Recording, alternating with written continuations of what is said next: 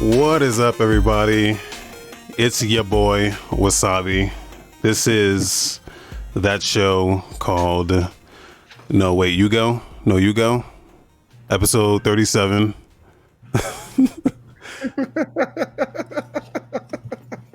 What's up, everybody? Here You know who we are. with Rick as usual. What's up? Oh man, this is great. We got some shit to talk about, dude. I'm excited. Yeah, man.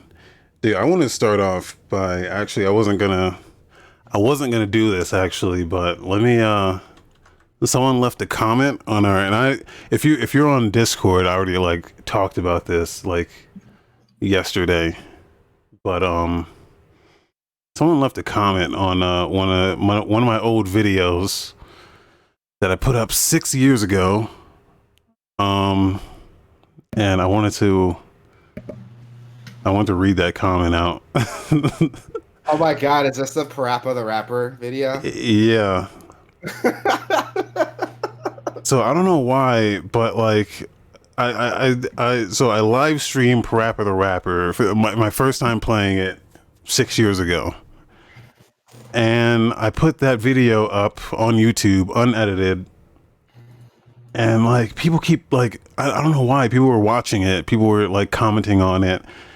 It's got 35,000 views. Like you would think it's a pretty popular game, so it's not like there's no videos out there that people can't just watch those. Like I didn't expect anyone to just watch this and be like, "Oh yeah, this is great. It's so nostalgic."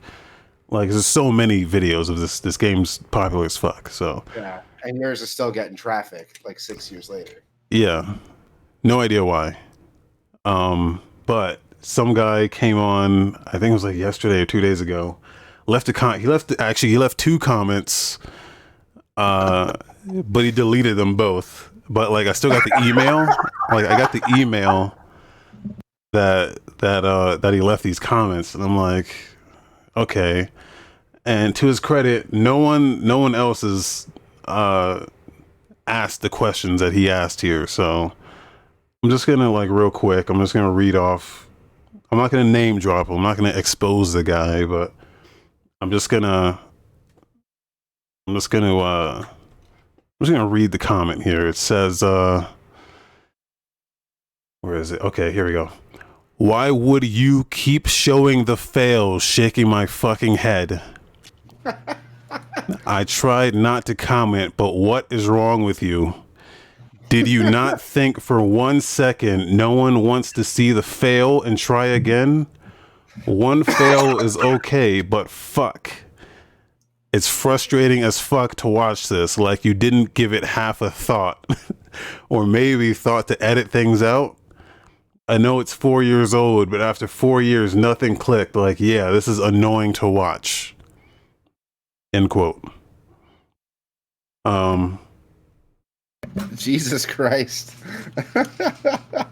So he's not wrong. He's not wrong at all. In fact, that's why, like, out of all the comments, so this has been up, he said 4 years in his comment. It's actually been up like 5 years, almost 6 now. So that's not the first comment I've got that was like, dude, this guy sucks, man. He's so it's a video, PaRappa Rapper, unedited. It's an hour and 12 minutes long, and it's just me fucking sucking at the game. But like, I don't think people don't realize that game fucking sucks, dude. That game sucks. Okay, like if you watch it, here's the thing. Okay, so like if I edited out all the fuck ups, all the new kids watching this shit would not know how much this game sucks. I doubt this guy doesn't sound like an adult. Just I'm just not I mean not like an adult, but like for me reading it, you can't tell how it was written, but it's written like you don't like know how to type. So just saying, he's probably a child. He probably doesn't know what this game is. Most people watching this probably don't know what this game is. But it's not a good game. That's the thing. I play a lot of rhythm games. This is a bad one. PaRappa is a bad one. Okay.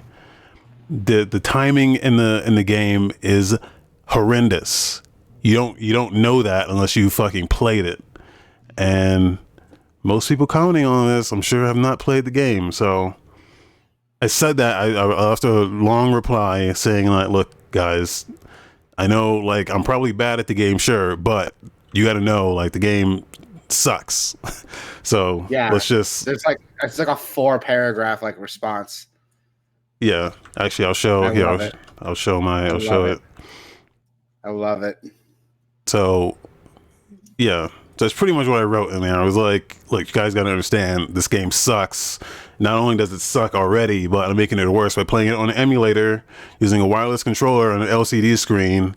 It sucks. But the point where I wrote like why I wrote that was because yeah, it's unedited. Because if I edited it, you would never, like, if I only showed you the perfect run, you would never know how fucked up that game is, right? And I'm not sure how many. It's interesting because that's the kind of the philosophy that I have with with showing video games. Like I like to show all of it, like just so you have the experience of what that game actually is. Like when we do our quick looks, like when we played Ghost of Tsushima, like I could edit out the like load times and all the downtime and stuff like that. But that's what that game is though. Like that game is just running out in the wilderness and fucking watching the trees blow and fucking like a lot of that game is just a lot of downtime where nothing happens. Or like if a game crashes like 5 times, like I want to show you that. I don't know. So I don't know how many PaRappa videos are out there that show you all the fuck ups, because I feel like most people would edit that out, but you're not getting the real feel of the game if they do that. So anyway, that was all like I had to say. All right, there we go. The PaRappa drama is officially closed now.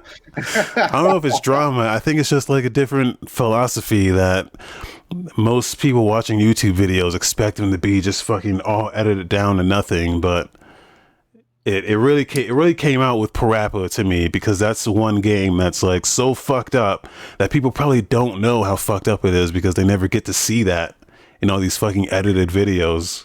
I feel like a lot of people like put PaRappa on a pedestal, and you see so many YouTubers talking about like how nostalgic it is, how it's a classic, but nobody like thinks the game plays like dog shit.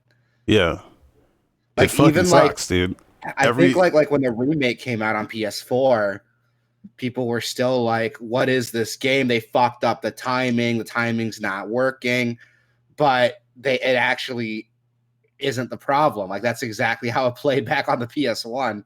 Yeah, I think the PSP version is the most accurate version, only because the screen that screen is timed properly. You know what I mean? Like it has proper timings on the PSP display that it can actually it runs properly. Yeah. Anyway, the hardware is literally built into the screen, so they can make it work. Oh man, that's funny. That is really anyway. Funny.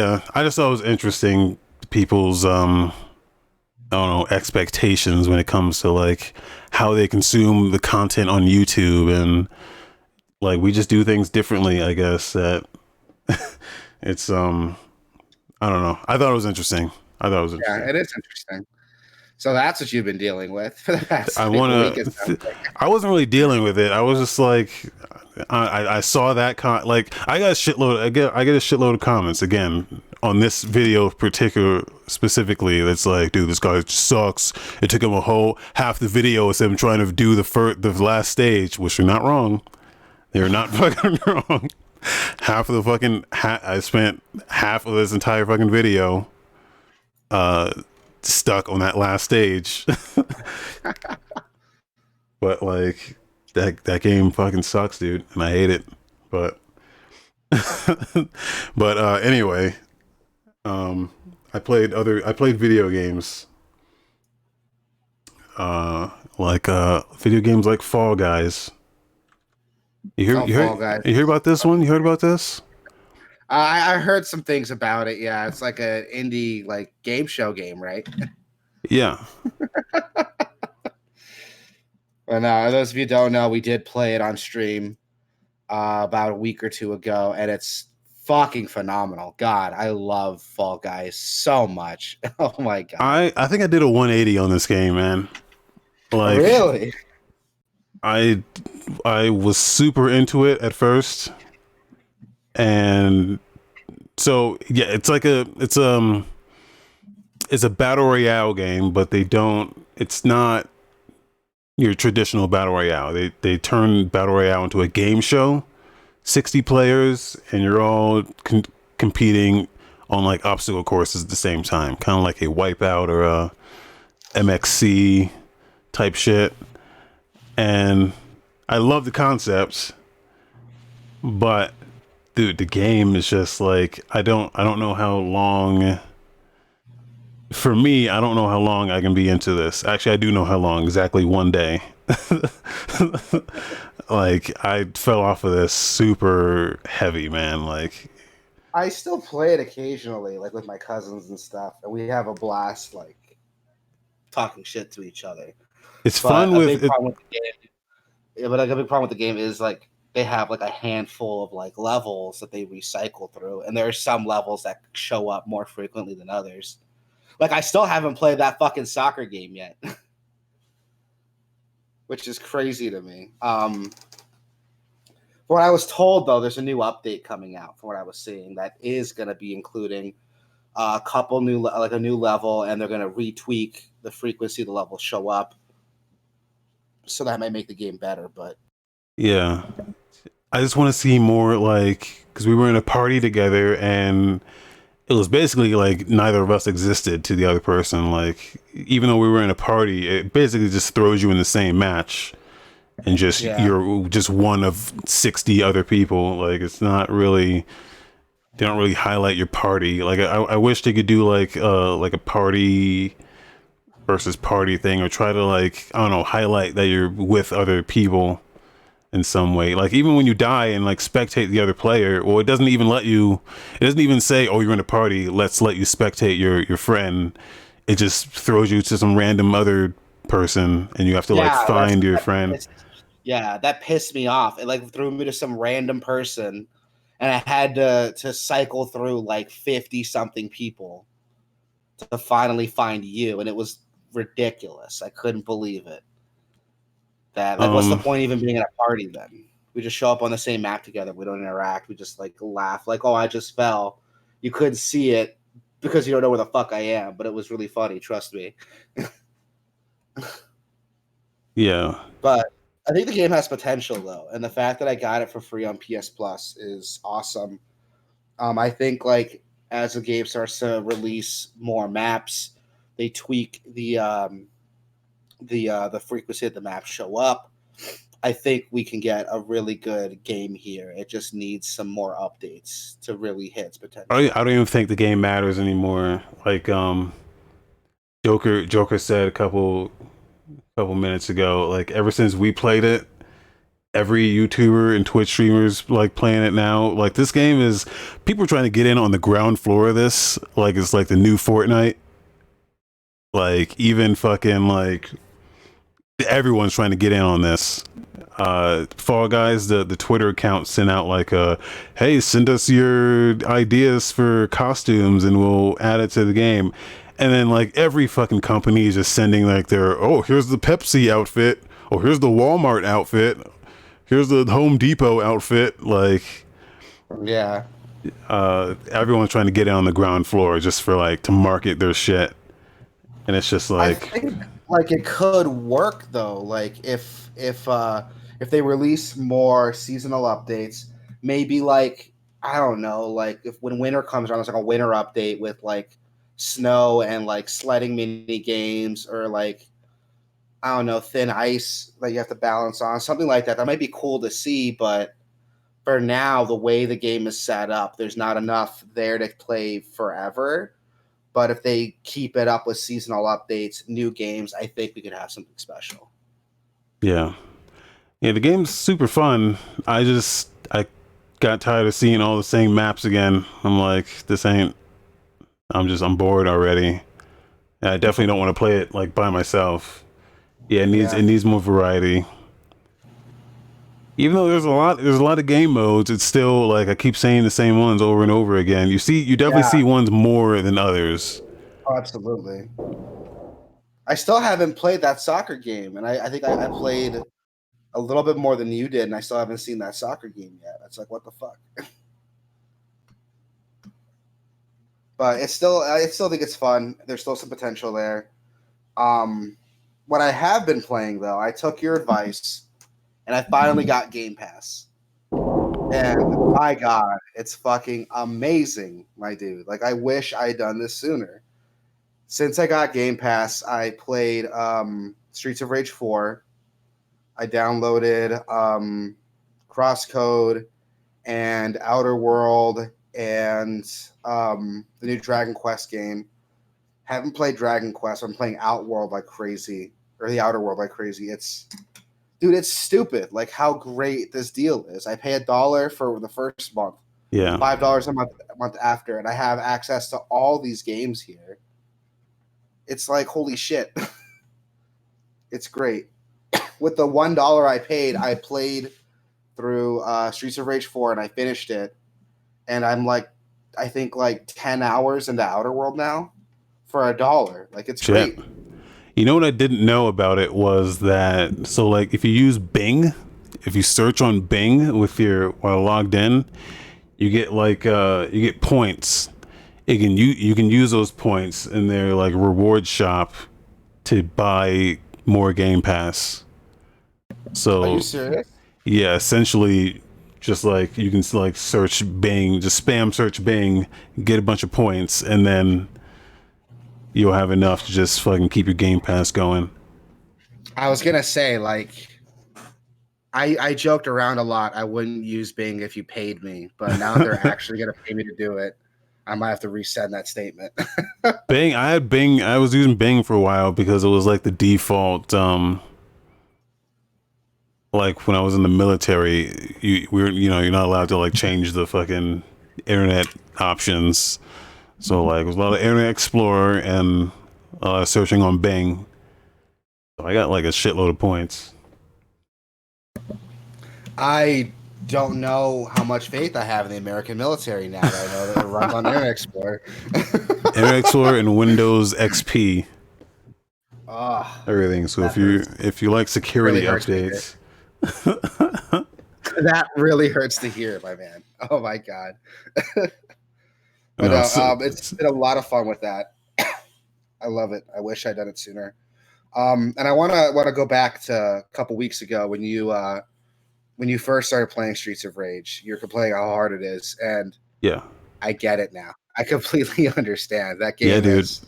I started playing as Axel, who doesn't have a dash, and the game is so hard and so cheap sometimes. It's like, what the fuck am I supposed to do?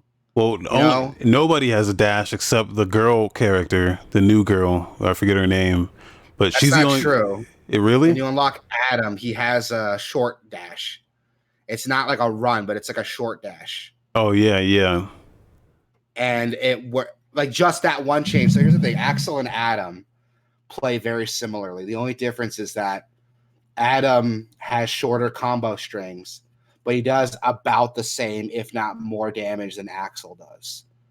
So if we're talking like efficiency here, I'm doing more damage more quickly, or the same amount of damage more quickly, and I have that dash to get around like the cheap enemies. Like just that one change, as soon as I unlocked Adam, I was like, let's give him a try. It was retarded how easy the game was. yeah. He was my after I unlocked him. He was like my main. I started using the classic characters because they're actually stronger because they don't Yeah. have the special attacks. Yeah, they don't have specials. They don't have like these long combo strings. So, but they do a lot of damage with each like individual hit. So it's a lot better. Yeah, it was a while.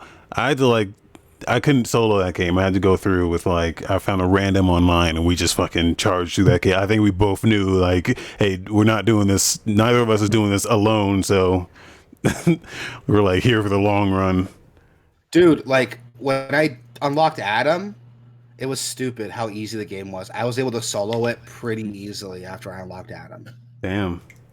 Yeah, like it's embarrassing like how much easier it was. All I needed was that dash, like, and I wasn't wasting my time like chipping away at enemies now. Like it was stupid. Like I'll probably stream it so I can show you. Like it's dumb how easy the game is after I unlocked Adam. Like I went from average, like when I was playing as Axel, I would very frequently like lose all my lives, have to start the level over again, and I couldn't beat it till like maybe like my second, third attempt.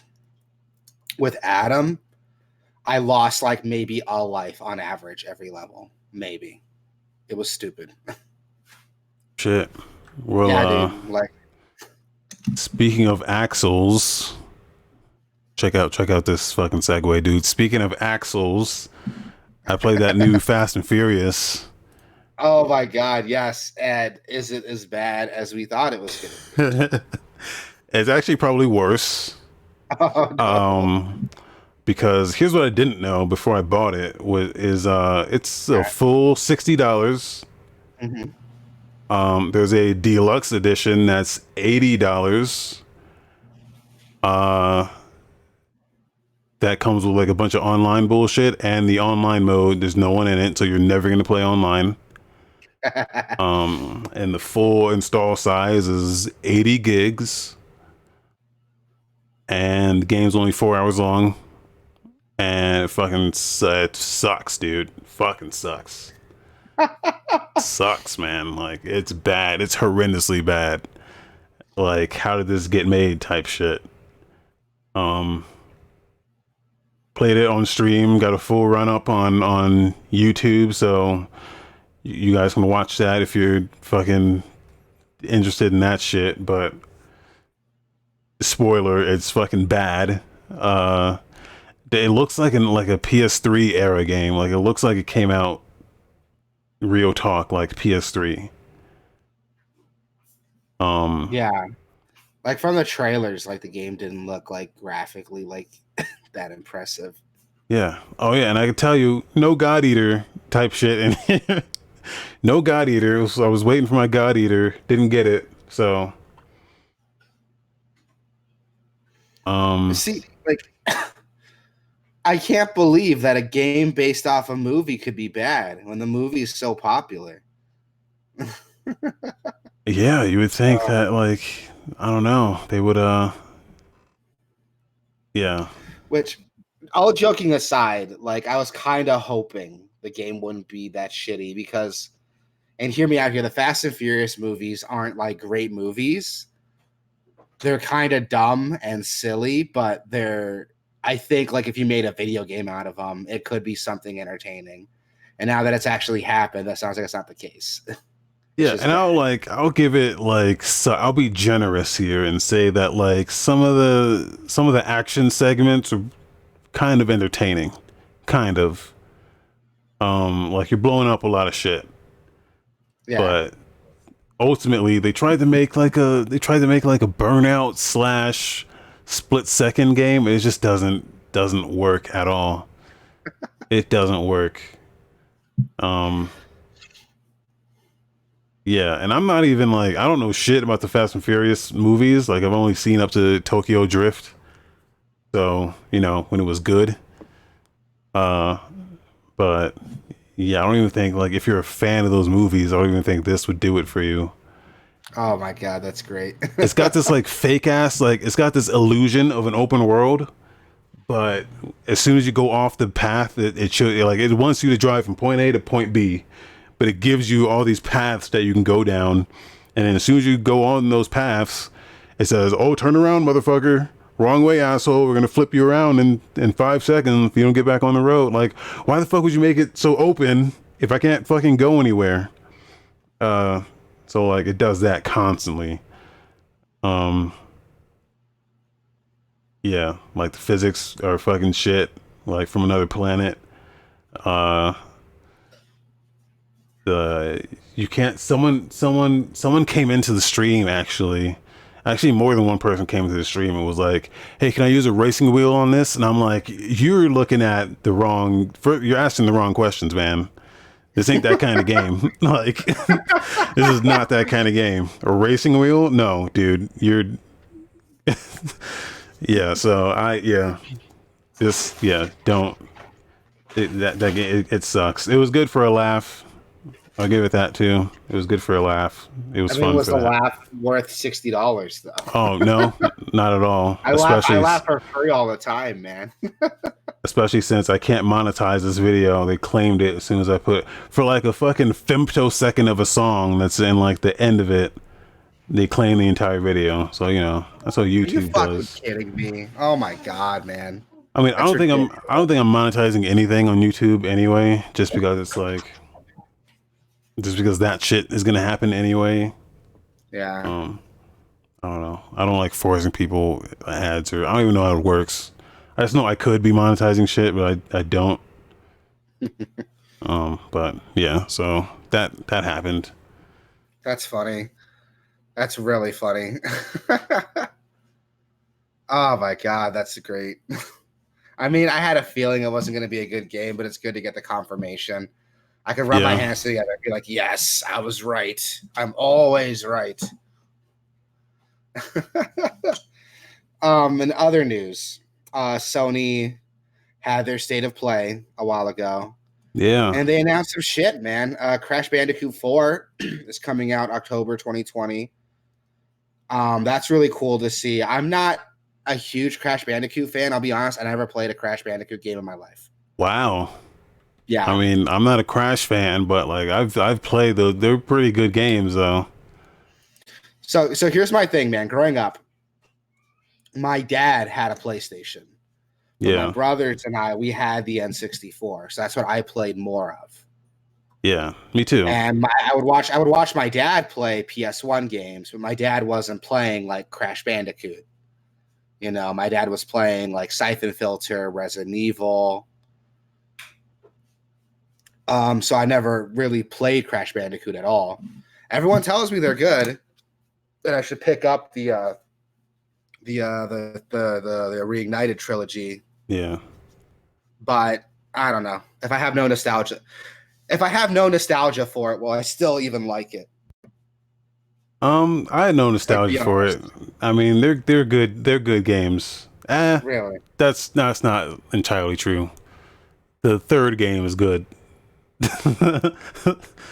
I mean, like the first game, not so much. I don't know. They started making them into like actual games, and that's when they got good. But I don't remember when that was. Started making them into actual games. What does that mean? Oh, Were well, they because already. yeah, but like they weren't like I don't know. There wasn't for me. There wasn't like much substance to them until like that second or third game. I don't remember which one exactly, but. Yeah, I'm not like I didn't grow up on PlayStation either, so I was like, hold on, there's a fucking jet flying past. You have so many fucking jets flying past. It's ridiculous. But no, Crash Bandicoot 4 is coming out. It's called Crash Bandicoot 4. It's About Time. They did this whole like 5-minute trailer on it, talking about how different worlds have different gimmicks to them, and there's different time periods with different like filters, and it looks really cool. Like if you're a Crash Bandicoot fan, I could see the appeal, but I'm not a Crash Bandicoot fan.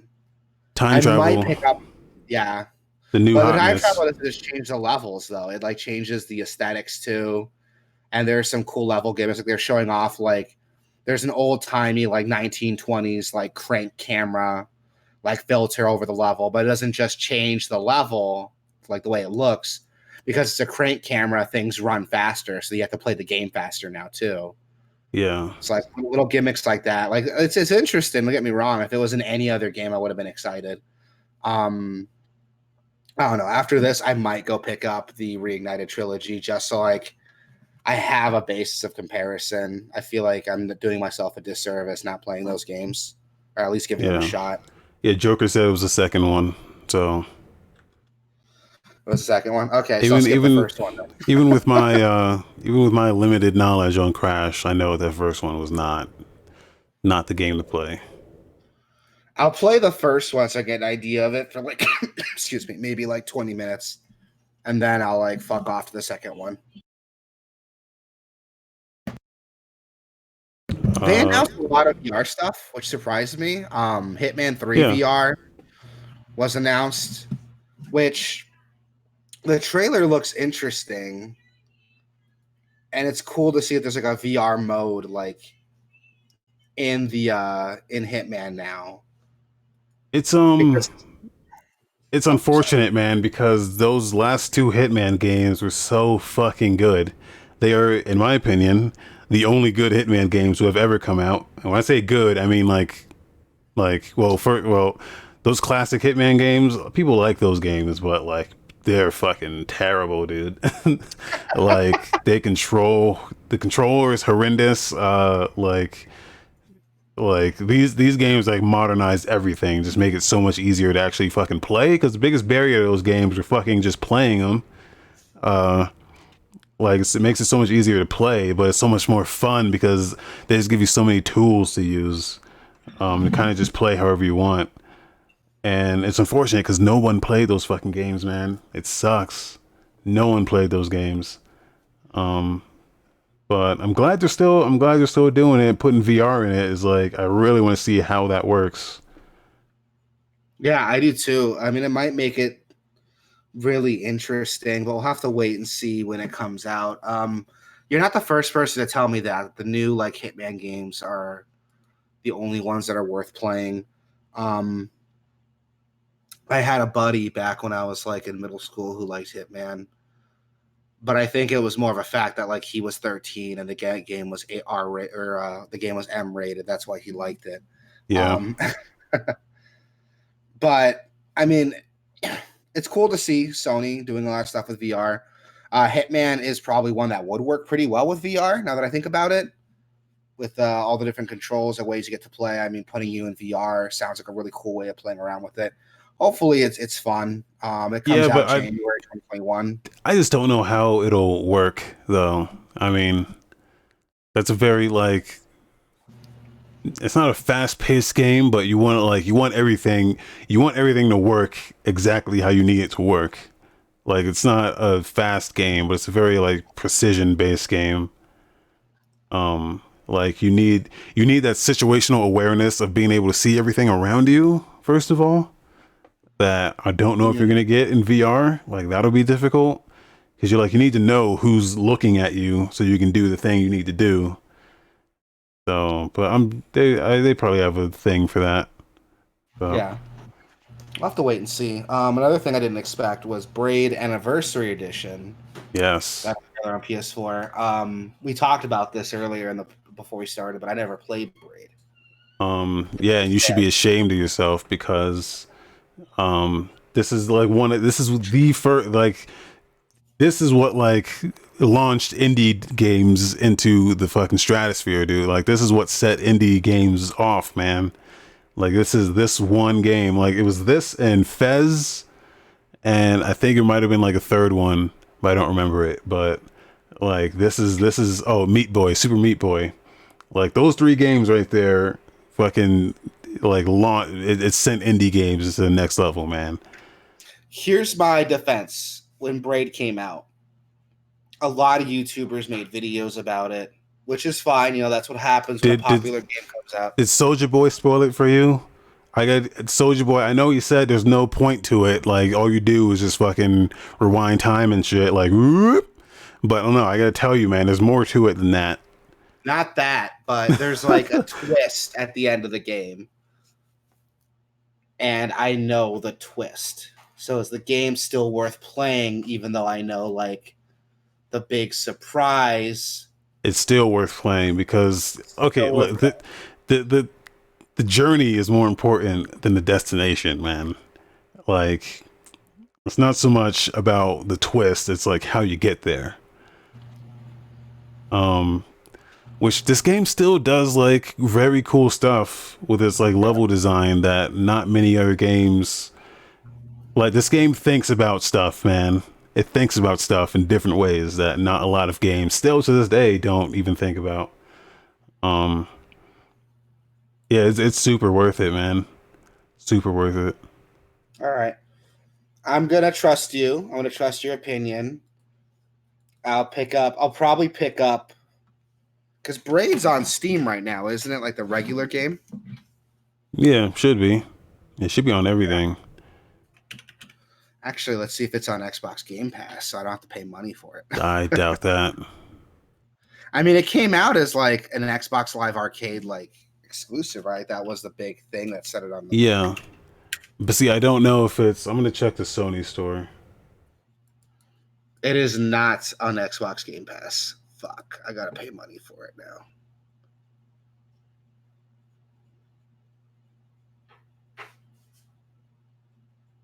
Yeah, because the thing was like, I know it was on PS3 and 360 and shit, but I don't know if it ever came to PS4 and Xbox One. Well, it didn't.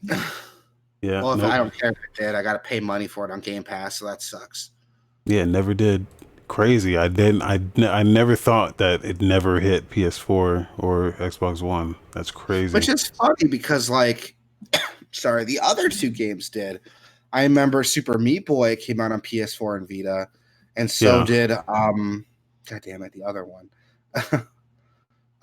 Fez. Fez, and there's one other one that people don't talk about. Shit. Same team that made Transistor, and they made Hades. God, Boys in the Hood. shut the fuck up. Bastion. Bastion. There you go. That's it. Bastion. Other note, my dog just farted, and oh my god, oh my god, god damn it, that's fucking nasty. Oh my god, Yeah, dog farts are the worst. you fucking nasty ass. And I'm just looking at you like, what? Yeah, so Braid coming to I guess PS4 and PS5 and maybe everything else 2021. Which looks cool. I mean, I'll probably. Should I wait till the anniversary edition, or if I can find it cheap on Steam, just like play it now? No, just get it. Just get it cheap. I'll do that. And if I really, really like it, I'll get the anniversary edition, but we'll see. The Pathless, which this game is by Giant Squid. If you don't know who that is, it's the Abzu guys.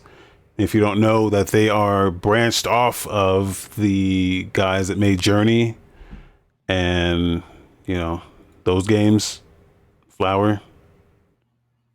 And this game looks dope. See if I can get some audio in there. Yeah, this game looks dope. Like, and you can tell it's those like Journey guys because like they always have a flow to their games, which Flow is also another one of their games. But they always have like a flow, like real long sweeping shots, and it always just looks absolutely gorgeous. Like, no scarf physics here though, but it still looks cool though. Like, it's a really cool little experience. It looks like Log Horizon, not Log Horizon, fucking Horizon Zero Dawn, but more Log artistic. Horizon. Log Horizon's an anime I was watching the other day. Yeah, I know. It's like Sword Art Online, but good. Yeah, exactly. Thank you. Someone else agrees with me. But no, it looks like Horizon Zero Dawn, but like better and more artistic. Yeah, but it's a totally different type of game. Like this is more puzzle oriented. Yeah, it's not like an open world game. Yeah, it's a similar idea though. Like you have a bow and arrow, you're hunting down these monsters, but it does it in a more like surreal way. And it looks cool. Like, excuse me, I'm into it. I'll probably like have more fun watching it than playing it though, but that's just me. Oh, how dare you! And that's what you're here for, man. You'll play it. I'll watch the stream. I'll get an idea of the game and never have to buy it. Yeah, I'll check it out. It's probably not. If any of the previous games are going, you can go by. It's probably not going to be too long. So probably something you pick up, you play it, you enjoy it, and then it's done. So. And then the next announcement we got was Splunky 2, which I Yeah. wasn't expecting. Like, I like Splunky. I played it a little bit. I didn't get super into it. I'm weird with roguelikes, man. Like, I like them a lot. I see the potential, but I get too frustrated to, like, really make any progress on them. Yeah, I was saying like for me, I never got into this, but I did end up getting into Binding of Isaac, which that took me a very long time to get into. Like Same. I like have had it for such a long time, but it wasn't until like 2017, like recently, where I don't know, I guess I just had a really good run and just everything just fucking clicks and I was like, oh shit, dude, this game is fucking good. So like maybe it just takes like a really good run and you're just like just get into like a mind state where it's just like, yeah, this is just everything just flows. So that happened with me.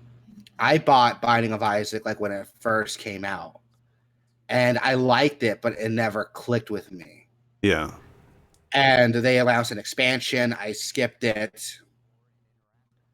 And then they announced like Rebirth, Yeah. which is the one that everyone's playing. You know, it has better graphics. It's pixel based. It's not flash based anymore. It has all the expansion content plus a bunch of extra shit. I didn't get into it till Rebirth, and that's the one I really liked. Like that's when it clicked with me. I think it's because they made the game easier, so I was able to get a little bit further than I was before. But that's when I got into it, and I really, really like Binding of Isaac. Yeah. Like, I think I have a couple hundred hours in it now. Yeah, Like, it's a great game, dude. I don't know how many hours I have into it because I got it on a PS4 when it was free on PS Plus like forever ago. And I liked it a lot. It's a lot of fun. And that's like one of the few like roguelikes. But since then, I've tried to play other games like Splunky, Wizards of Legend, Dead Cells, and I have a lot of fun with them, but I give up too easily. oh, Dead Cells is fucking good though. Like It that's is probably the good. best It one. is good. It is good. And I got to the end like once, which wasn't even really the end. Yeah. But I'm in this like wall that like I don't have enough like energy to get through. And maybe I'll get back into it. We'll see. Blunky though is coming out September 15th, which is very soon. So, Yeah, and it um, has a lot of crazy shit in it. Like I played the first Splunky for a bit, and they're adding all kinds of just random craziness to make the game even more insane. yeah. So yeah, I'm definitely gonna try to get it. You know what probably helped me for Binding of Isaac was like when I got into it was when I first moved to Colorado and I had a good source of weed. So like that like I would just get high as fuck and then like I was just stuck in a hotel and all I had was my laptop and I had that game on there, so I was like, well fuck, I guess I'll just play this. And yeah, I was I would just get mean, high as fuck and just play that and then I guess that's how I fell into it. I mean, Binding of Isaac aside, it's really easy to burn a whole afternoon with a laptop and weed. Yeah. Yeah. So I went to Denver some time ago to visit a buddy of mine, and because of my job I could not partake in the marijuana, yeah. which is a huge bummer because it was fucking everywhere. Oh my god. Oh my god, Denver. It made it really hard. That trip was a lot less fun than it should have been. Yeah. It had a lot of breweries though, so I got my drink on. Oh But yeah. that's There not you the go. same. Like a funny story, when my buddy and I went, he lived like downtown like Denver, so there's a bunch of breweries nearby. So we literally like we wake up at 8, go get breakfast, go to a brewery at like 10, like order like a flight and just sample a bunch of shit, get a good buzz going, get in a taxi, move to the next one, sober up by the time we got to the next one, and start all over again. Shit. Yeah, that was my whole day. I did that from like 8 in the morning to like 10:30 at night for like a whole week. It was great. I am not a good drinker. I'm a bad drunk. I don't drink a lot. When I do, fucking shit happens. So I had this buddy. Funny story, a little sidetrack. I had this buddy of mine who would always joke around that his thing when he starts drinking is he pisses a lot. And I'm like, could you elaborate? He's like, oh, I just whip my dick out and piss on stuff. And I'm like, okay, that's weird. And he told me the story that he was at like this Denny's and he was like, I gotta take a piss. So he went outside and whipped his dick out and just pissed on the Denny's. The thing is, if you've ever been to a Denny's, they have these huge like glass like windows. yeah. So he was like, people could see inside the Denny's him just whipping his dick out, pissing on the window. Like they're on the other side seeing him do this. And he's fucking lucky he didn't get like a fucking like a public intoxication charge and you know, a sex offender charge for getting fucking naked in public. Sometimes you just gotta do what you gotta do. But the thing is, I thought he was fucking with me. I thought like there's no way this dude just whips his dick out and pisses on stuff. There's no way. Until I went drinking with him. And his sister was like, oh, there's Rigo. Don't let this guy drink too much beer, right? You don't want him pissing on a Denny's. And I'm like, what the fuck? This happens and you people accept it? What's wrong with you? I went to Prague with the Kicks kid, who's not a kid anymore. But actually, you know what? I should save that for another time. But yeah. I went to Prague with the Kicks kid, so just know that. Anyway, Spunky 2 looks good. Spunky 2 looks good. Oh God! Then they talk about video games. I swear. Yeah. They showed some anime bullshit called Genshin Impact. I don't know anything about this game. It looks like an MMO, but not like really. I mean, it looks like an action RPG, but like it could be an MMO type shit online, maybe. I don't know. Is this that one that like got into a lot of trouble because it was like copying Breath of the Wild? It looks like Breath of the Wild. I wouldn't say it's copying it though. There's this like Chinese game that was like copying Breath of the Wild, and a lot of people got upset about it. I mean, you can't really tell from these trailers. Hey, I would welcome more people to copy Breath of the Wild because it's a good game and not enough people are copying it. Yep, that is it. It's Genshin Impact. This is the one I was reading about. Why are people upset at that? Yeah, there's no reason to be upset. Like, it's Breath of the Wild's a great game, and a lot of people who don't have a Switch want to play it. So here's something that has the same idea, but with anime bullshit sprinkled on. But like, I don't get Breath of the Wild out of this, aside from like maybe like the graphic style. Oh, there's another trailer that shows like climbing, food cooking, even like a little parasail to like glide around with. Like this most recent trailer is trying to play down some of the Breath of the Wild stuff. But there's another trailer I was watching that like it looks like a Breath of the Wild clone. Let me see if I can find it.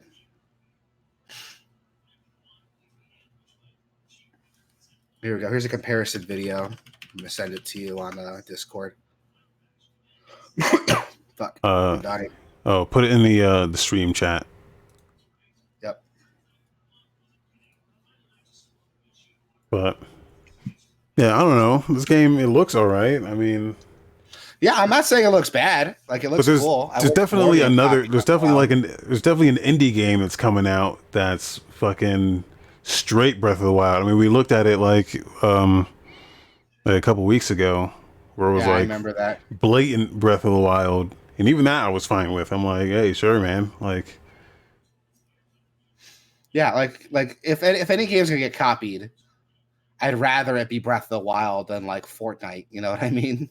yeah, Just because not enough games play like Breath of the Wild.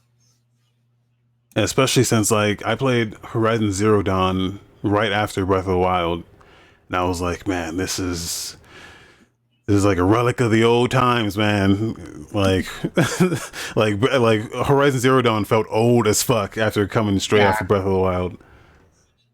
Oh yeah, yeah, okay, yeah, yeah, definitely, yeah. I'm seeing it yeah. Now now. you see it. Yeah, and it's because like the trailer you saw is trying to downplay some of it, and Yeah, it's trying to focus more on, like, the action RPG side of it, which like I'm fine with, man. If it has like Breath of the Wild's like gameplay mechanics, but with more of like a Bayonetta style platinum RPG action system. God, that sounds like the game was made for me. Like, I'm into it. do the weapons break? That is a great question. I don't know. If they did, it would fucking suck. Yeah, The video I'm sending you is from a YouTuber named Funcester. He's where I found out. So I had heard about this game before, but his comparison videos like what solidified the idea for me. And again, I don't mind it. Like, again, like I sound yeah, like a broken record, but if anything's gonna get copied, I'd rather it be Breath of the Wild. yeah, yeah. This looks okay. So Yeah, dude, like I'm okay with it. Like, is it a bad thing? No, I'm gonna play it. I'm going to pick it up. So there you go. Those of you who wanted to play Breath of the Wild but couldn't because it's on Switch. I mean, first off, you should buy a Switch of Breath of the Wild. It's really like it's literally that good. yeah, it's yeah. I was gonna say the same thing. Like, you should Yeah, still buy. I would buy a Switch just for that game. As a matter of fact, I did, but there was more on there to also enjoy. So yeah. There's plenty of games to enjoy on it. Breath of the Wild 2 got announced. That's coming out. What, like next year? I think so. They haven't shown much of that yet. So that'll be cool. So literally, like, if you're asking, is it worth buying a Switch of Breath of the Wild? Yes, yes, it is. Do it. It's that good. Um, but that was Genshin Impact. Next trailer we have is Aeon Must Die. Yes. Which, So, yeah, you tell me about because I don't know what this game is. well, no one knows what it is because it doesn't exist. So there's controversy. Oh, let's hear it. So all the devs for this game quit. Uh, last week or like a week or two ago. So no one is making this game. This trailer was stolen and remade. Parts of it were remade by an outside studio. So actually, if you go to I guess a member of the original dev team re-uploaded the original trailer, which looks similar to the one that they put up on the State of Play, but I think they just outsourced parts of it just to keep keep the copyright something. I don't know. Anyway, they stole the trailer from these guys. They all quit, and then they tried to change it up so that they wouldn't get in trouble. Then this guy uploaded the original and then put in the comments, in the description, they wrote, "This trailer was created with abuse, manipulation, and theft. Find out the truth about the development of this game here." And there's a Dropbox link. And he says, "People who have worked on every shot of this are no longer with the company holding IP rights. Some were not even paid for their work. This trailer has a pending conflict of IP. The real IP for the game was stolen from the creators via foul play. Final reaction of the publisher to this information remains to be seen." So if you go to that Dropbox link, there is a shitload of data here Yeah. Fuck. that you can just go through and look at. resignation letters from the dev team. They sent letters to the publisher like, "Hey, shit's getting fucked out here." Yeah, won't get into like all of it, but yeah, basically they're just saying, "Hey, we're getting fucked out here." Endless crunch, harassment, abuse, corruption, manipulation. They tried to send a letter to the publisher, which is Focus Home Interactive, and they were pretty much just ignored. And then I think like Focus told on them, like What? fucking told on them to the boss, and then that fucked them up, and they were like,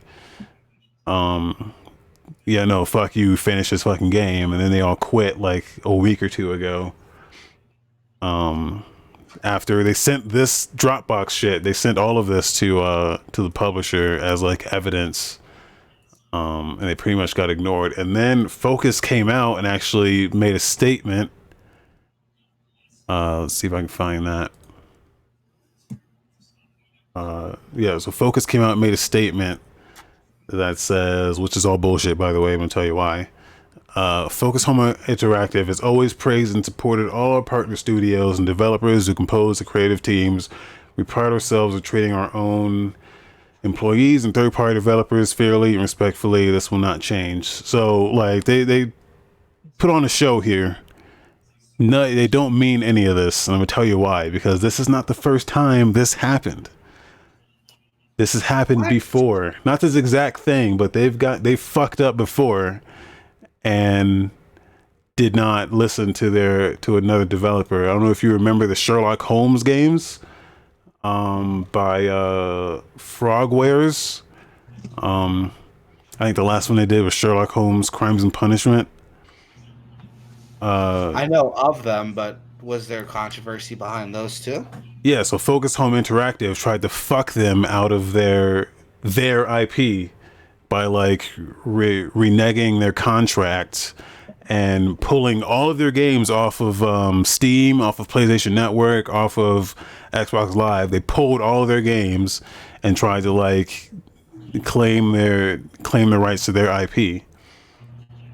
Which there might be comments down here about that. I've never heard of any of this. Holy shit. This happened this was like 2017 maybe. There might be comments to it down here. Yeah, here it is.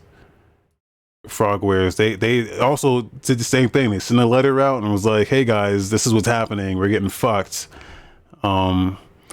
Today, that is under threat. Some of our games are being removed from Sony's and Microsoft storefronts, and even maybe from Steam. This list includes our titles like Sherlock Holmes, Crimes and Punishment, The Testament to Sherlock Holmes versus Jack the Ripper. Because Focus Home Interactive, the licensee or publisher that was in charge of commercializing these games on these platforms, refuses to transfer the title IDs to us, the creators and IP owners of these titles, even though our publishing and distribution agreement has ended." So, yeah, they tried to fuck them out of their own IP, and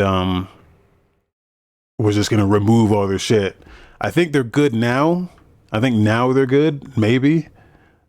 But it was a real like fuck you like a couple years ago when it was happening, and Focus didn't give a fuck back then. So like for them to put out this statement, it runs completely fucking hollow. Like when like people want to like review bomb over fucking like, oh, this game only runs at 30, like, or you know, when like a publisher like lies about something. No one's review bombing fucking Focus right now, and they should be. Yeah, like they definitely should. Fuck, if there's ever time to review bomb, like this is it, dude.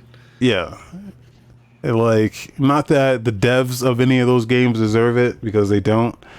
But like, if you like want to send a fucking message, that's like, and I don't condone review bombing like almost ever, but I'm saying if you were going to, like, this is one of the reasons why you should, or why you would, in my opinion.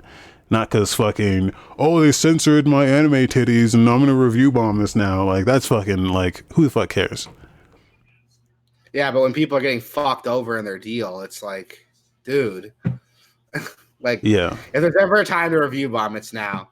yeah, Joker in our sense said that's fucked up. Yes, yes, it is. I completely agree. yeah, Jesus Christ, man. Like, yeah. So this is fucked. I don't think any of those guys. Yeah, so all those guys quit like last week, and they're still like trying to find like take legal action on this. And I hope. I mean, not much can be done now, but I hope they at least get like some form of compensation. yeah, Um, which is a bummer because, like, on more like on a lighter side of this, the game doesn't look bad. Like, it looks like it yeah, might be pretty fun, and it's sad to see like so much shit behind it. yeah, Like, if that game does come out, I hope it comes out like with the original team involved, with better standards. But if what they go through with, if they do take legal action, that's probably going to end up with that game not coming out. yeah. So it's supposed to come out next year. Question mark. I mean, I don't know. No one's working on that game now, so Yeah. Yeah. So, I mean, we'll wait and see, man. It's a bummer because the game looks like fun. yeah, But we'll have to wait and see what happens. I'm probably going to read through those docs after this. This is really interesting. yeah. There's a lot of info there. Yeah. God, I don't know how to move on from that. You should have made it the last fucking. Well, I put it in the order everything happened in the thing. If you're reading the if you're just listening on like Spotify or whatever, I've attached all the show notes and all the links are in there. So if you want to go through this stuff as well, you can just check out the show notes. Next we got fuck, I'm dying. Next we got Anno Mutationum. I think that's how you pronounce it. Mutationum. Mutationum. Yeah. Looks interesting. It's like an open world 2D cyberpunk RPG with pixel art. Everyone's probably rolling their eyes like, but no, hear me out. It looks really interesting with the way it's handling it. Like, if you're listening on Spotify, you can't see the gameplay, but the game looks really pretty. The backgrounds and models are all 3D, but it looks like the characters are all pixel based, but like super high detailed pixel art. Yeah. It's using sprites, but they're really good detailed sprites. The combat doesn't look too engaging, in my opinion. I wish they'd showed off more of the combat. Yeah. But it looks serviceable. It looks, you know, what I said when I saw this is that it looks like it looks like a fucking like one of those like hentai games where like when you die your character gets fucked. What? I don't know if you ever played one of those, but I've played a couple of those, and I would never admit to it. But... I mean, no, I haven't. No, I know exactly what you're talking about. And it does not look like that, though. Does it? Now that you brought it up, yeah, I can see it.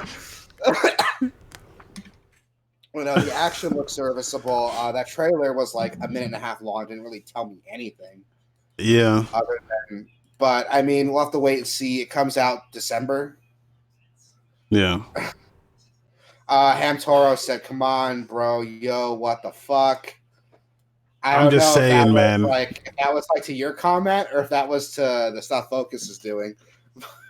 I'm just saying, man. It just looks like one of those games where, like, oh, I'm gonna die to this guy. It's where you die at like every enemy at least once, so you can see the fuck scene.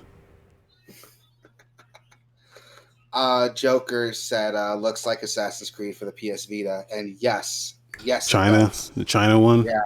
Yeah, it does look a lot like that. And thank you for that comparison. We'll have to wait and see for the game to come out. It comes out December. We'll wait till the reviews come in. Maybe it is a hentai game. We'll see. Maybe it could have like started out as one, and they removed all the scenes for the console release. They do that, so that does happen. We got Bug Snacks Yes, dude. coming out on PS5, Game of the year. which looks interesting. Like, there are all these weird bug creatures that are based off of like snacks, like foods and stuff. Game of And the you year, play dude. as like a journalist that goes around, helps people out. You build a town. It looks really cool. It Like, reminds me of the Viva Pinata games on 360. yes, a lot like Viva Pinata, but with like a city building element to it, kind of like Dark Cloud. If Dark people Cloud. remember Dark Cloud, Deep yeah, cut right there. yeah, that's a deep reference. Um, it looks really interesting, man. Like, it's really whimsical and colorful. It's from the same team that made Octodad. Yeah. Which people don't seem to understand that they make fucking dumb games like this. Like, none of this is accidental. They know what they're making here.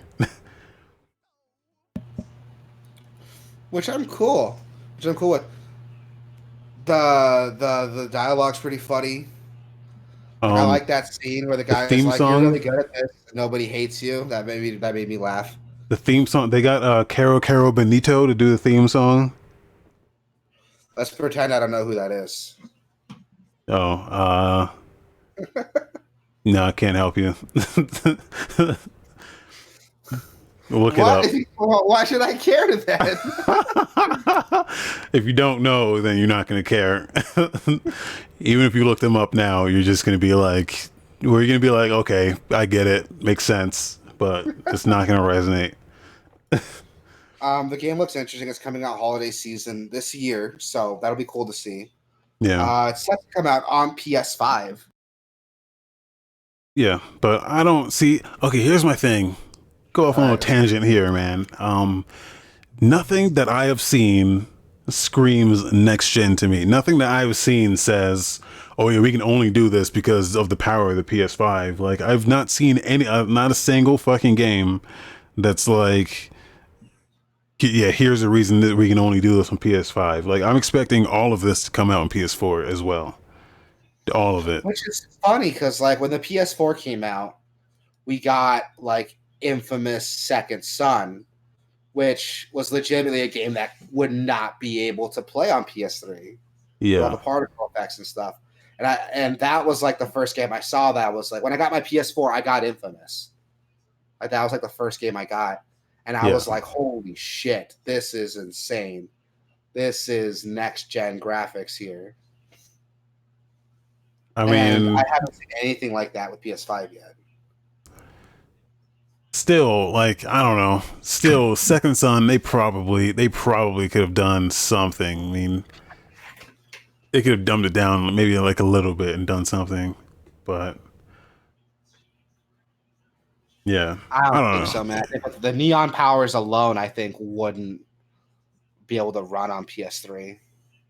But I don't know. I'm not a developer, so I don't know. I'm sure there's someone out there that's like, "You're stupid. Don't know what you're talking about. Go kill yourself." But No, they're gonna say that anyway. but no, the game Bug Snacks, it looks really interesting, but I don't know if it's like enough to sell the system. Now next we got Vader Immortal, which looks like you're already playing videos from. Yeah, It looks cool. Like, I'm a huge Star Wars fan. Those of you who don't know, it's supposed to be like a VR series for yeah. their other like VR Star Wars games. I mean, it looks cool. I I do don't. like Star Wars a lot. But it doesn't look like anything like really different from what I've seen with other VR like first person like sword fighting games. You know what I mean? Yeah, and I don't know if I said this last week or dude, I gotta sneeze. Hold on. Is that how you sneeze? No, I was trying to put it away, but it didn't. Okay. Like, hold up, I gotta sneeze. I did not sneeze. It was not a sneeze. I was trying to scare it away. And it worked, so fuck you. It worked. Joker Anyway, says bless you. thank you. What I I was say gonna bless say. you too, but like not for the sneeze because I think you need an exorcist. But What I was gonna say is, it's fucked up because so like remember we were talking about what like controllers are supported on PS5, and they said the PlayStation Move controllers are gonna be supported, which is fine, but that just means that they're not gonna fucking make a good controller for VR. They're still gonna use those shitty Move controllers, and that is the biggest crutch. That is the biggest fucking crutch to VR on PlayStation. Those fucking shitty Move controllers, dude. So I wish they would just make a new controller for this shit. Um, I mean, it's still not outside the realm of possibility. Like, remember when the Wii came out? We had those Wii remotes for years, and they're like, "Oh, here's the Wii Motion Plus that gives you more one-to-one movement." yeah, Like in the but middle of the console's life, it could be something like that with PS5. maybe they're gonna have to do that if they want to take VR seriously, because that is the biggest fucking flaw of that whole thing. The whole thing comes crashing down once like you swing that thing the wrong way and it like gets in a shadow somewhere and it's like, oh, I lost all tracking, and it's like, well, fuck. We'll have to wait and see. The game itself, as a Star Wars fan, I am interested to what the story is going to do. But from the from a gameplay perspective, from a gamer's perspective, it doesn't look too different from other like sword fighting first person VR games. Yeah, and that's coming out like in a week or two. Yeah. I'll probably check out like gameplay videos on it and see like how it fits with, like the series canon because I'm that kind of nerd. Yeah. But I don't want to play it. It's not enough to make me go out and buy a VR to play it. Yeah, well, I don't think that game exists.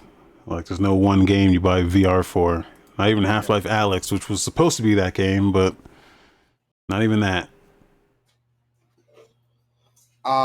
Next we got Control's new expansion, which I was not expecting at all. Yeah, It's this is their expansion 2 is called Awe, and the big gimmick is drum roll.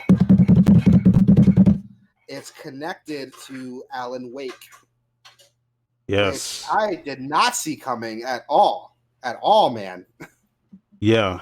Well, I they had hint there was always like Easter eggs in like all their games that hinted at this like connection, and so after this aired, Alan Wake himself came out and made a blog post on the Remedy website, um, and announced the Remedy Connected Universe. He said, we love to put Easter eggs into our games, but what if some of them were more than Easter eggs? What if it's all connected? Um, so in addition to that expansion, everything's supposed to be connected in some way. So I guess that's what this is, like the first piece of that. And he even goes on to say their next game, which if you don't know, I don't think a lot of people know this, but their next game is completely funded by Epic and published by Epic. Really? Yeah, we talked about it like months ago when Epic's funding the next Remedy game, the I do next remember that. I do remember that now.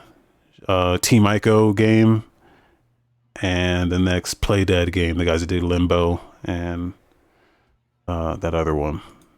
So Which would be cool to see, man. And if here's the bitch about it. If the next Remedy game is a fucking Alan Wake sequel, I have to bite the bullet and pick it up on Epic. I was going to try to play Alan Wake like last weekend, but Yeah. didn't. Because I never played it, but I have them all. I have all the Alan Wake games. I just have not played them. So I have them all too. I played the first one on Xbox 360 back when it came out. I was really into it when it came out. That was like one of my favorite games. Excuse me.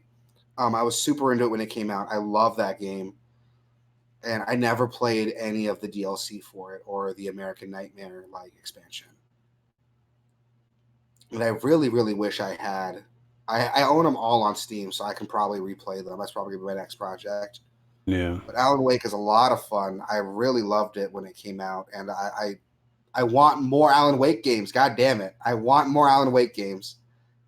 And to see that they're connecting Alan Wake to Control, it's not totally outside the realm of possibility we might get an Alan Wake sequel now. Are they It's more plausible now than it was before. you think they did Max Payne too, right?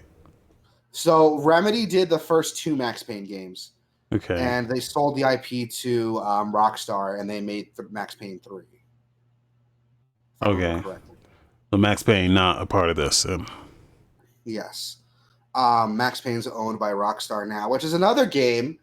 I thought Max Payne 3 was solid. A lot of old school fans shit on it, but I thought it was a pretty good game.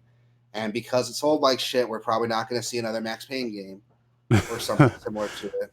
Well, I wouldn't be surprised if they made like Max Payne 4 online and then fucking just had like an online mode. I don't know. Maybe they wouldn't do that, but that seems to be what Rockstar is all about now. Is fucking. Yeah, they don't make Max Payne. When Max Payne 3 came out, I was surprised they didn't try to make it like an open world game. Yeah. And it was a good game. It was a really good level-based single-player game. So that shows Rockstar can do it. They just don't make enough money off of it to do it. Did you play Quantum Break? I did not. I heard it was dog shit, so I skipped it. That game was not that bad. It wasn't that bad. The movie, the TV show thing that they were trying to do fucking sucked. But the game itself that was there was pretty okay. See, like that's the thing that's got me concerned, though. That you can't just skip the movie thing. That's part of the story of the game. Well, and there's like 5 episodes, and they're all like 40 minutes long.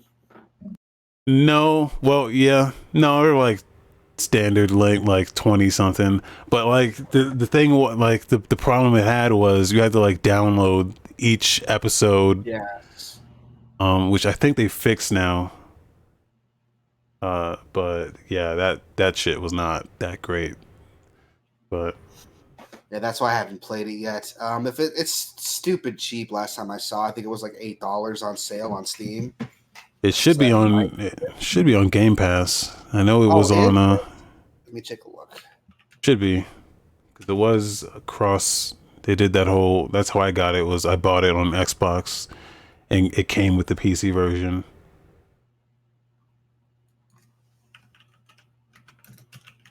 But I think that is also connected with this as well. So that's why I brought it up, because there is some of that in Control, which also this expansion comes out on August 27th, which on that same date they're releasing Control, like the complete edition or whatever the fuck they're calling it, and that is the only edition that's going to carry over into PS5 and Series X, which people are upset about.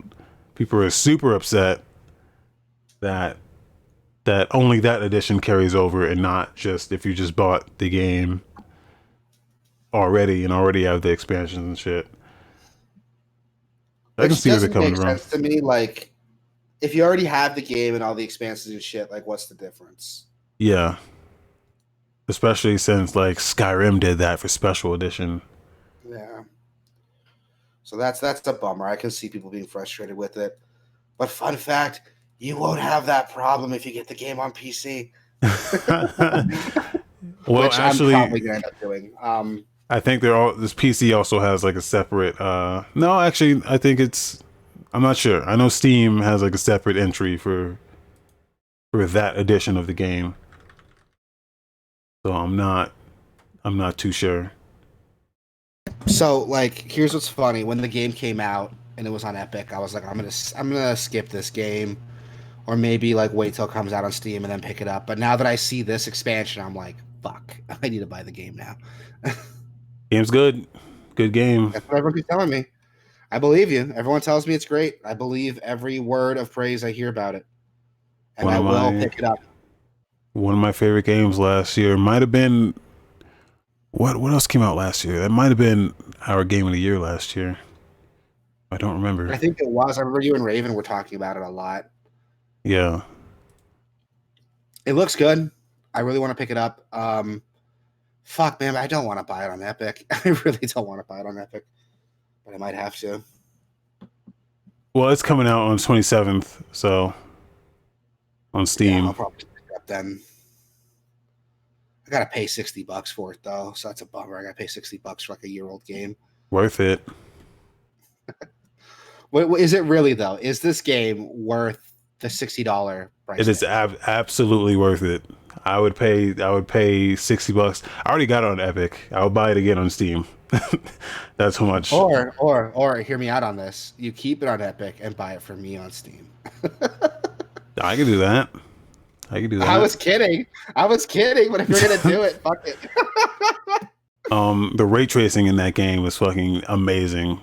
There's a bunch of like office like cubicles that are just like all glass, and I swear to you, I kept running into the fucking glass because you cannot tell with ray tracing on. It just looks like there's nothing there. It just looks like it's so natural. Like cleanest windows in the game, dude. Cleanest windows ever. Like whoever's cleaning those windows, shouts out to the janitor.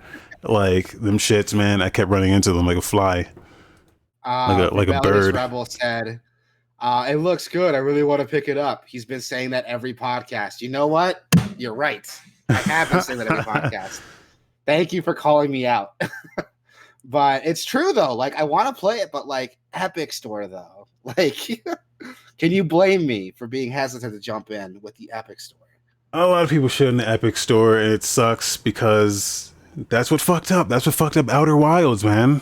One of my all-time favorite games. At like when I played it, it jumped to that like my number 3 spot of like all-time favorites, and it sucks because it's Epic exclusive, and that turns everyone the fuck away.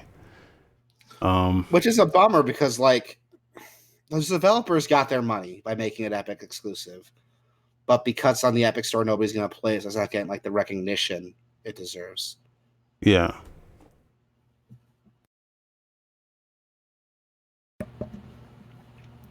Oh, Rebellious Rebel said he got a Rogue Company. He won a free giveaway yesterday for Rogue Company. Good for you. Lucky you. Good for you. That game. Is it good?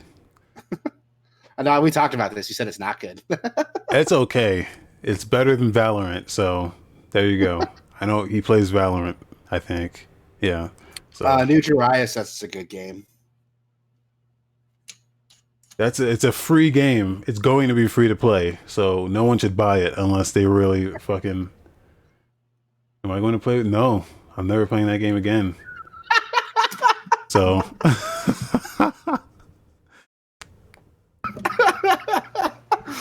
I got my fill, so. Oh, that's great. That's great. Anyway, Control, the new expansion looks good. It looks really good. I want to pick it up. I'm going to say it again for everyone listening out there. No, it's coming out on Steam. You said the 27th. I'll probably pick it up then. Yeah. And that'll be the Ultimate Edition, right? So it'll have like their first expansion and the Alan Wake expansion, right? Yeah. So everyone's here. All right, so there we go then. That's when I'll pick it up, and I could stop repeating myself every podcast and just play it. Next trailer, we got Auto Chess, which looks like a fucking mess. I've watched this trailer twice. I have no idea what the fuck is going on. Oh, you don't know about that Auto Chess? So this is the original Auto Chess. If you don't know, these are the guys that made Dota Auto Chess. I think. Okay, so this is confusing as fuck. They made Dota Auto Chess and then sold it to whatchamacallit, sold it to Valve, and then they made Auto Chess. So explain to me, this is like chess, but as a real-time strategy game. Yes. but you're not playing. So they only show like one board at a time. But if you look at the left side, you're playing all of those guys at the same time. So you're playing multiple boards at the same time. What? Is what they don't show you here. So, um, yeah, I've never played this. I've only just seen it. Um, but that's my understanding of it is like you cycle between multiple boards. So you can win once you beat a guy. Um, fuck, you know what? I shouldn't try to. I shouldn't try to explain because I don't fucking know. But yeah, you're playing multiple motherfuckers at the same time. So I mean, it looks interesting, but I don't know, man. I like chess. I don't like RTSs, so maybe this might be a good middle ground. yeah, my bad. I didn't have the video up. But yeah. So you're playing multiple guys at the same time. This is confusing as fuck. This is not something I can get into personally. Yeah, it looks confusing as shit, dude. I'm like, what the hell is going on? I'm sure it like tutorializes everything and you can figure it out once you're in it, but not my kind of game. Joker said he's going back to the YouTube stream. Like, that's fine, man. Like watch on what's more comfortable for you. Yeah, that's why we're doing both. Rebellious Rebels upset that you won't play Row Company with him. Dude, I'm not playing shitty games anymore. It's bad enough that I bought into that shitty game, but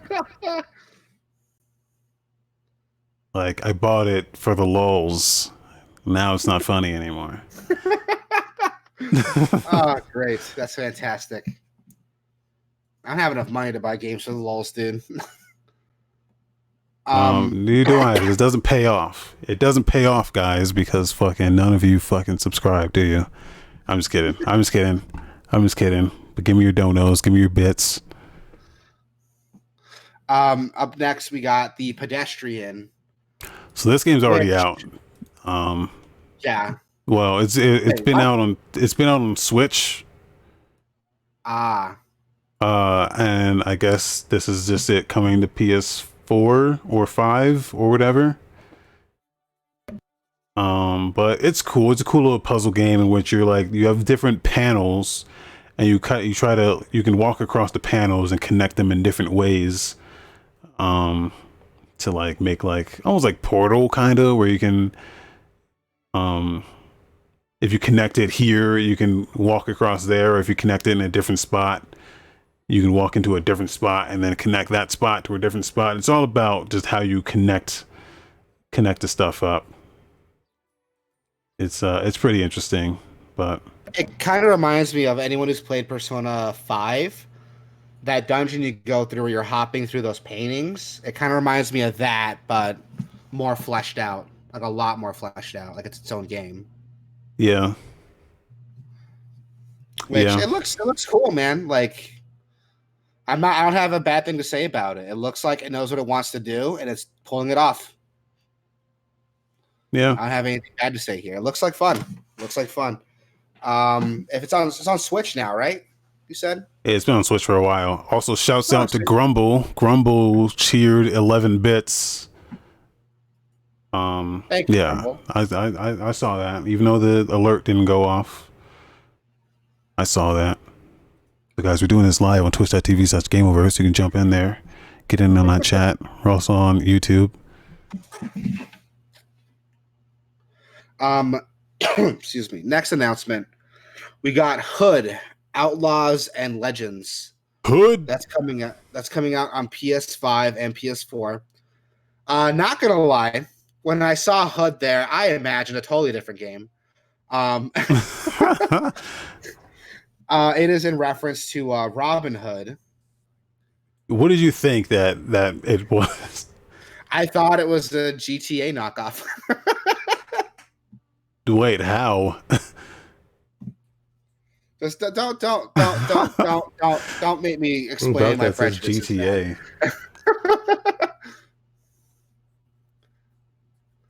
I thought it was like a Saints. When I heard the name Hood, Outlaws, and Legends, I thought it was literally like like a hood outlaw or like a hood legend.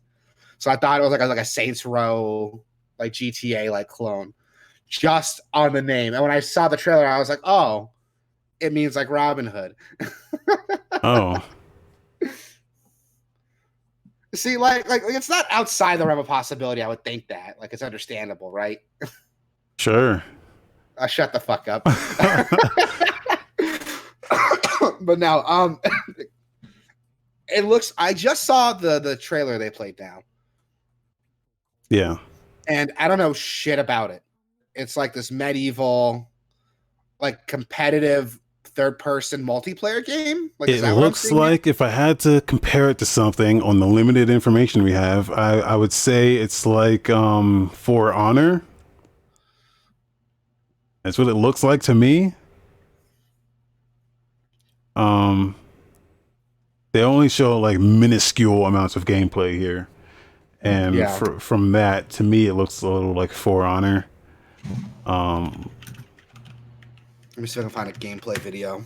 So I want to know there's more about it. there's gameplay in Oh, here, yeah, but it's a multiplayer game. yeah. Okay, so it's a multiplayer game, objective based.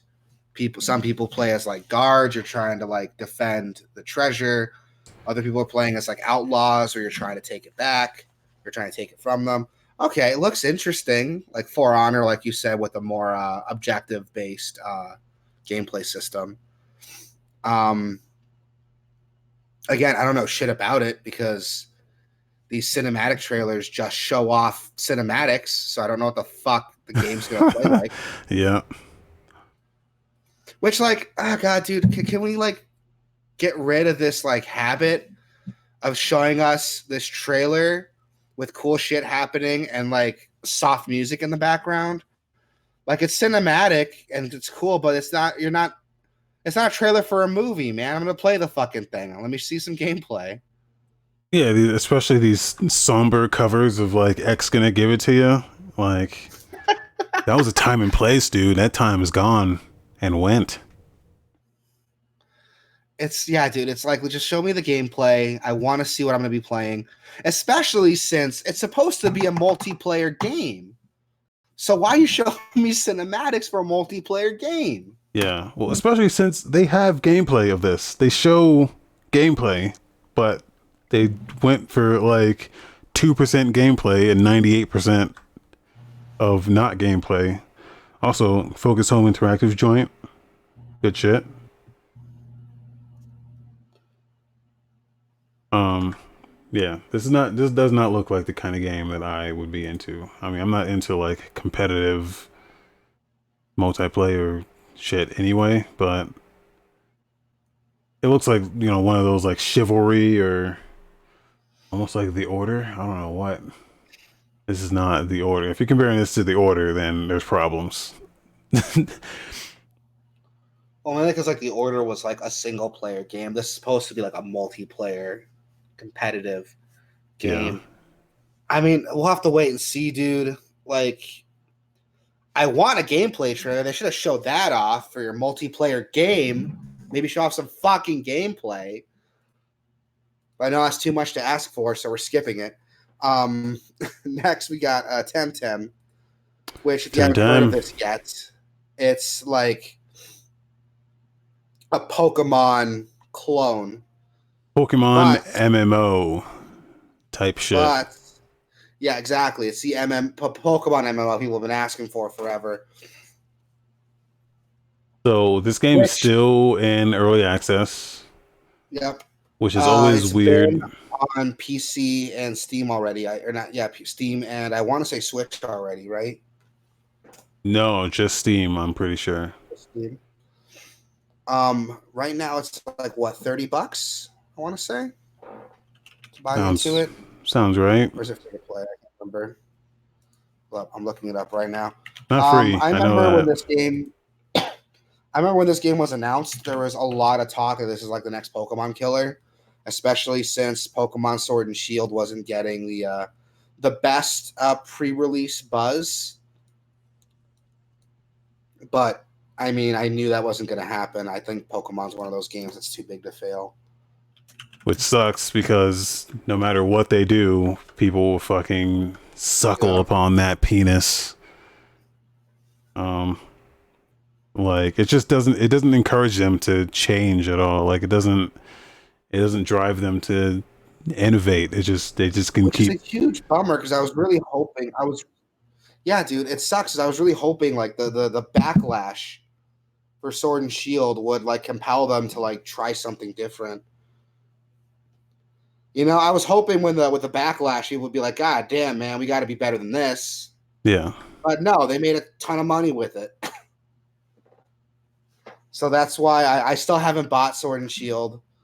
I haven't bought it yet on principle. I'm not going to pay $60 for a game that looks like a game I've been paying $40 for the past like 10 years. And then they're doing it again with fucking Pokemon Snap. Like that shit looks exactly the same as that N64 game, except the graphics are a little better. Like I don't want to be on a fucking on rails shooter again.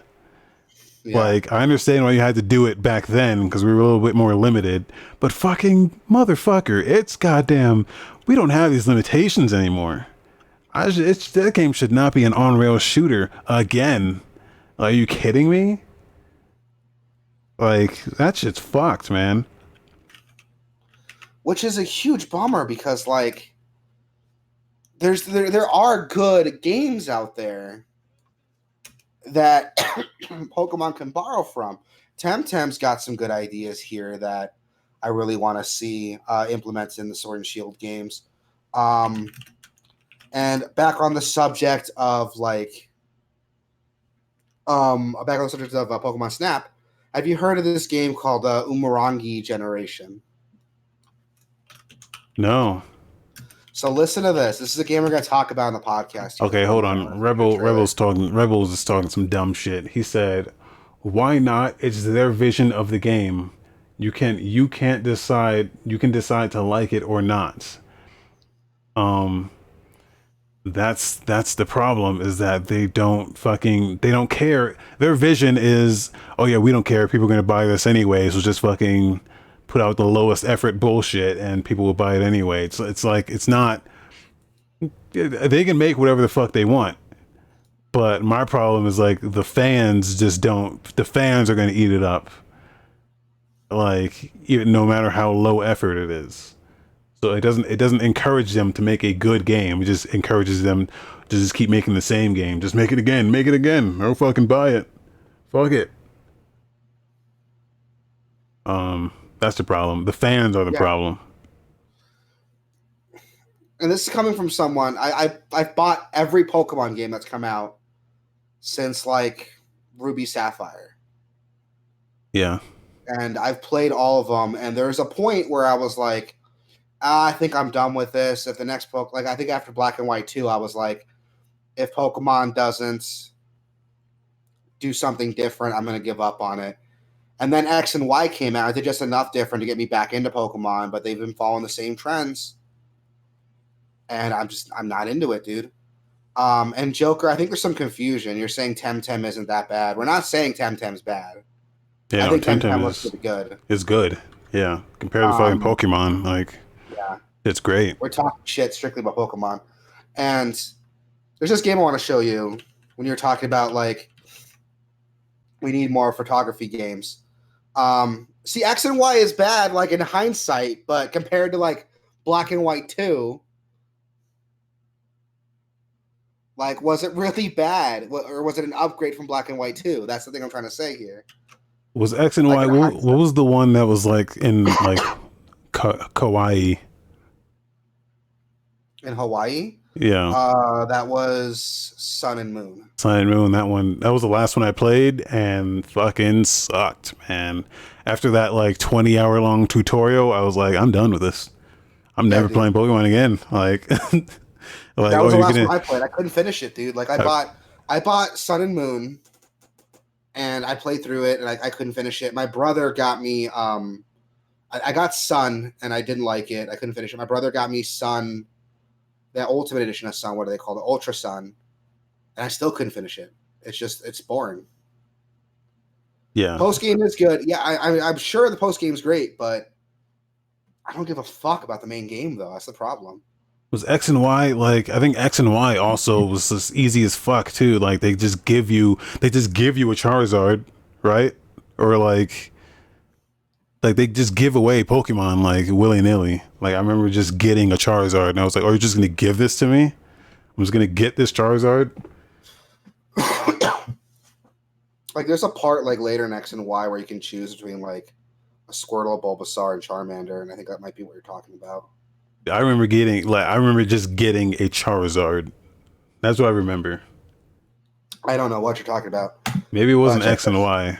Maybe it was. I'm putting this game in the Steam chat here, and look at this game. This game is called Umurangi Generation. It is like a photography game. Now, can you imagine if we got a Pokemon Snap game with this type of gameplay? Like it's an open world photography game. And you put some Metroidvania elements into it, like you can get experience points for taking great pictures. Beyond Good and Evil did that on fucking but like GameCube. It, so yeah, I know, it's a damn fucking shame, isn't it? I have it on PS3. I think it was like free on PS Plus like years ago, and I still haven't played it. I need to though. Metroid Prime did, like, if you think about it, Metroid Prime is like low key a photography game. Not that you're taking pictures, but you're going through and scanning everything. You're not wrong, dude. And like I could imagine, like, if they want to do this on Rails thing, that's fine. But don't charge $60 for it. What the fuck, man? Like, yeah, that shit is like straight up just like a facelift and a remaster. Yeah, dude, when I saw the trailer for Pokemon Snap, I was like, oh, cool. Is this going to be like a straight to digital, like $30 game? Nope, $60 full release. Fuck you. It was like Jet Set Radio. Umurangi Generation. Yeah, it does. It's a lot like Jet Set Radio. But the point I want to get by is like, here's a photography game. It's like an open world photography game. It's not on Rails. You can do that. Can you imagine this type of game on like an island with Pokemon? Like, it'd be awesome. I would pay $60 for that. It's crazy, man. And this is an indie game. Yeah, exactly. And it's a better photography game than fucking Pokemon Snap is.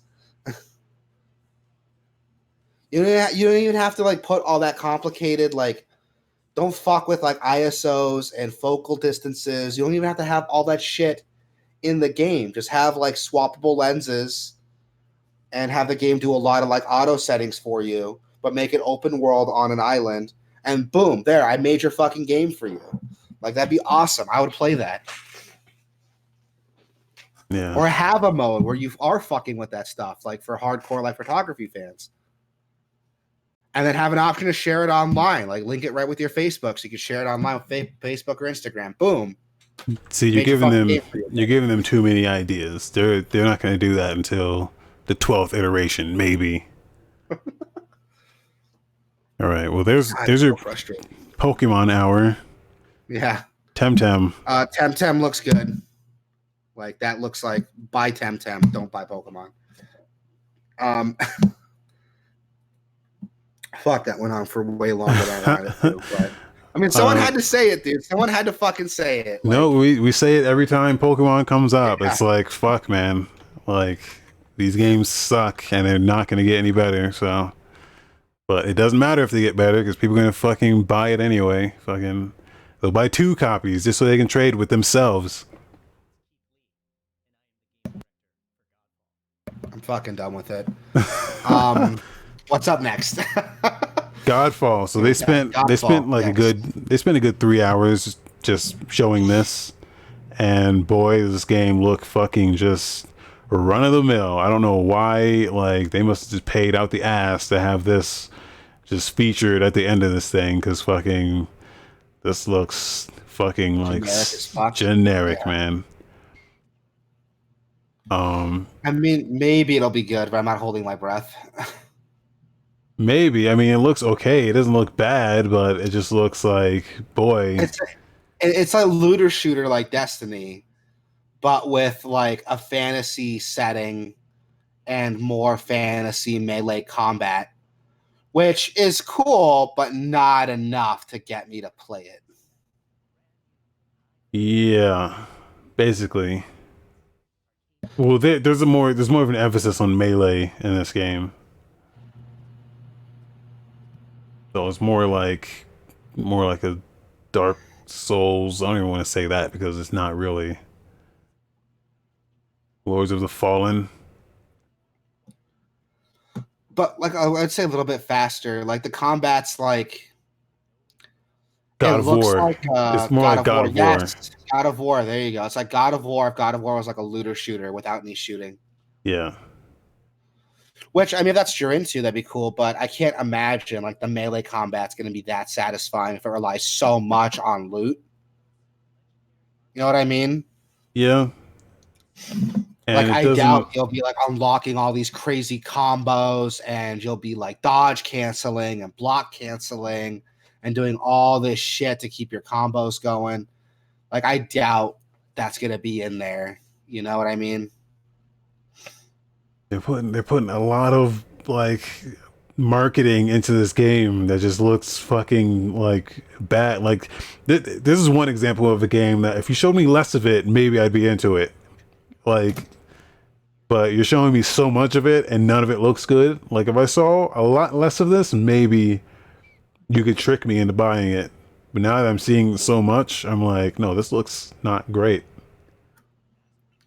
Yeah, like and I'm just getting so jaded because like God, like I'm looking at this game and I already know like what I'm gonna be getting into.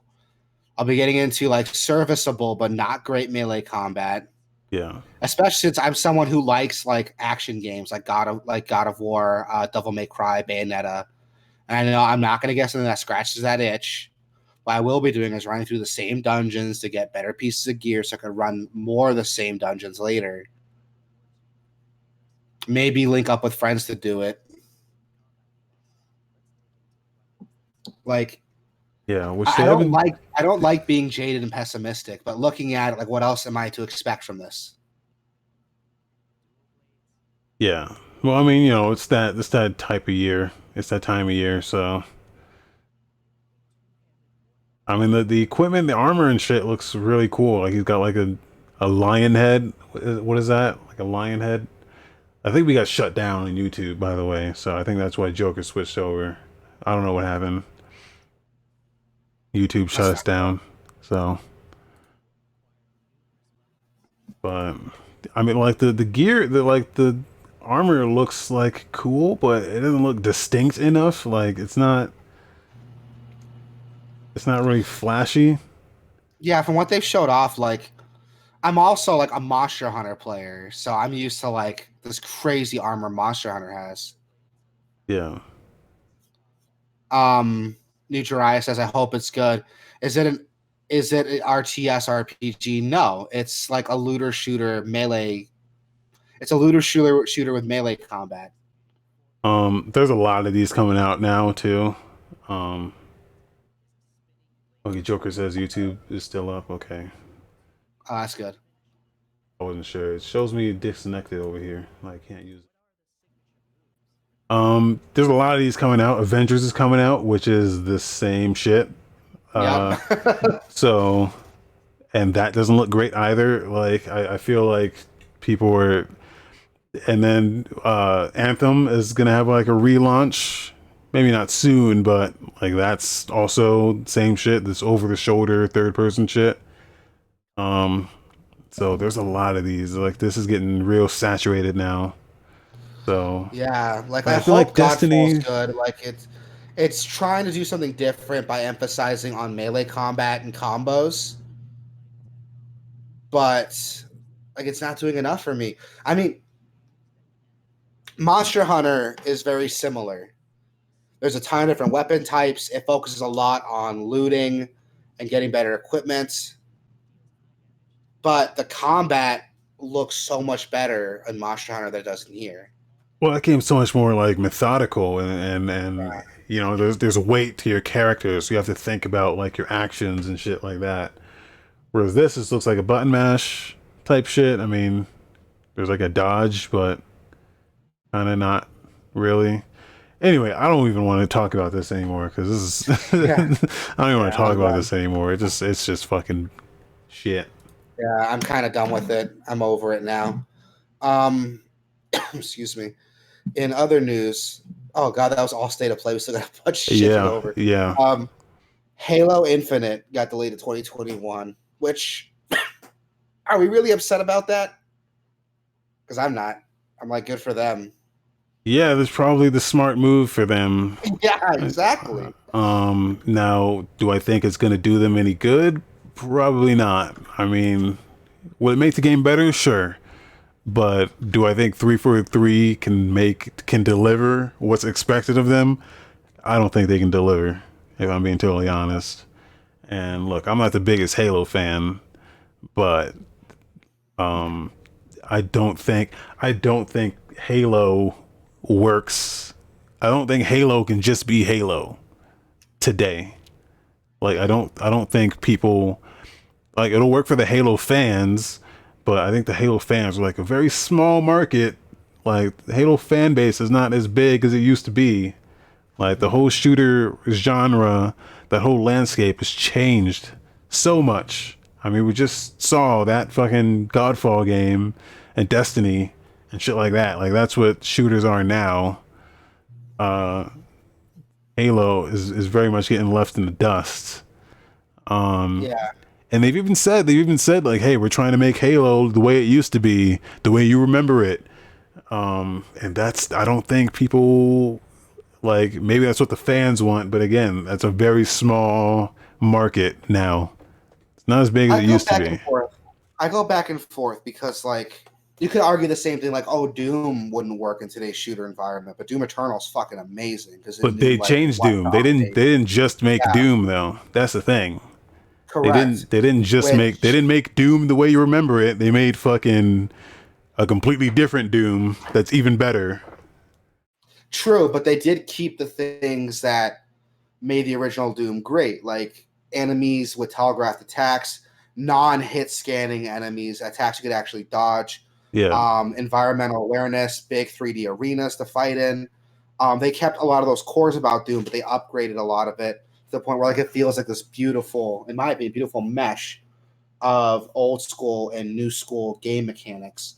Um, Halo Infinite doesn't look like it's doing that. Like it's trying to do something different by making it like an open world game, and they added that grappling hook looks Yeah. interesting, but I don't know if that's enough Like to. it seems like and they've said this, they're trying to make that first game. That's what they said. They're like, "Hey, we kind of lost the way with Halo. We're going back to our roots. Boom, here's fucking Halo." I remember when that when they revealed it, that gameplay trailer, I was like, as soon as he stepped out that ship, I was like, this looks like Halo, and it fucking does. It looks like Halo. Um, and yeah, and people didn't like that, so they came out and said, "Hey, we're we heard you. We're gonna fucking do our best to fix this." And now they come out and said, "Hey, we're gonna delay it till 2021." Didn't even give like a month or a window or anything. Said 2021, so could be January, could be December. No one knows. Which But is funny because, like, excuse me, because like I'm replaying Halo 3 right now too, and Halo 3 still like it feels solid. It's still fun to play. I still think it's a fun game. So playing like looking at Halo Infinite, they're trying to do a lot of the same like older Halo shit. I'm not too upset with it as a Halo fan. Dot dot dot. But I don't think it's going to do enough to bring new people into it, like you were saying. yeah, And New Jirai, I agree. Halo 3 is probably the best. It's a tie for me between 3 and Reach. yeah. So I fell off after Halo 2. That was when I was big into Halo, and then after that, not so much. But I was big into Halo because I was like, I was a teenager, yeah, and I was a teenager that grew up in early to mid 2000s America. So yeah, of course I was into Halo. yeah. Rebel fucking fuck you. I'm just kidding. I'm just playing Rebel. I was gonna But say, like, what the fuck, man? no, he doesn't mean that. So fuck you. No, I'm just kidding. But anyway, so yeah, Halo. It sucks because what are they like? They lost their big like launch game. That's the big thing. Mhm. And I know they're touting like, oh, but there's thousands of games on Game Pass and there's Assassin's Creed and all these other games, but I don't like. I don't know about. I don't know. Yeah, it looks like the YouTube's working now. Yeah. And Um, we'll have to wait and see what they do, man. Hopefully, fingers crossed, they do enough. Maybe I'm wrong. Maybe there's more behind that trailer that's gonna show off like a really fun, interesting game that blends all the best parts of Halo, but modernizes it for new players. But I'm not gonna hold my breath. I'll probably still play it because I'm a Halo fan and it scratches that itch for old school Halo gameplay. But I don't expect new players to get into it like I am. yeah.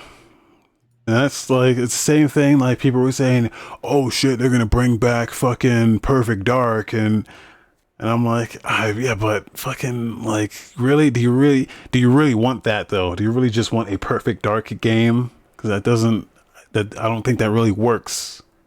No, not at all. I think Like, Perfect Dark plays like dog shit. yeah, well, I mean, N64 issues aside, I think a lot of that game's issues were just inherent to the platform. But when they ported it to 360, it was fucking fine. Fine wine, Yeah. dude. That game was fucking. I wish I was on PC. I need Rare Replay on PC. Dude, the fact that Rare Replay is not on PC is a fucking travesty. Yeah. Like, my Yeah. God, you're really gonna make me go out and buy an Xbox One for Rare Replay? Fuck you. But I'll do it. I'll fucking do it. That's the worst part. I'll fucking do it. I'm pricing Xbox Ones right now. Well, you Just can the just wait. standard Xbox One S. You can wait for like the Series S to come out. Um, because well, here we'll skip the Rocksteady news and like the Series S console was leaked via a controller packaging on Twitter. So if you just wait a little longer, that cheaper console will be out. But how much cheaper though? Is it gonna be like a new One S? I'm thinking it's Or gonna. So they stopped the production of the One S, like the all digital model. Is that the one they stopped? Did we talk about that last week or a week before? we stopped. They did stop on the One X. I think this is going to replace that low tier console, or I guess it would be the one. I think this is going to replace the One X, maybe. So here's my thing though. How much is it gonna cost? Because I just want to play Rare Replay, man. Like, if I I can get think. if I can get an Xbox One S for like $100 and then play Rare Replay, I'll be a happy camper. Well, you could maybe you just get Project X Cloud and just like stream it. I mean, maybe if like it works well.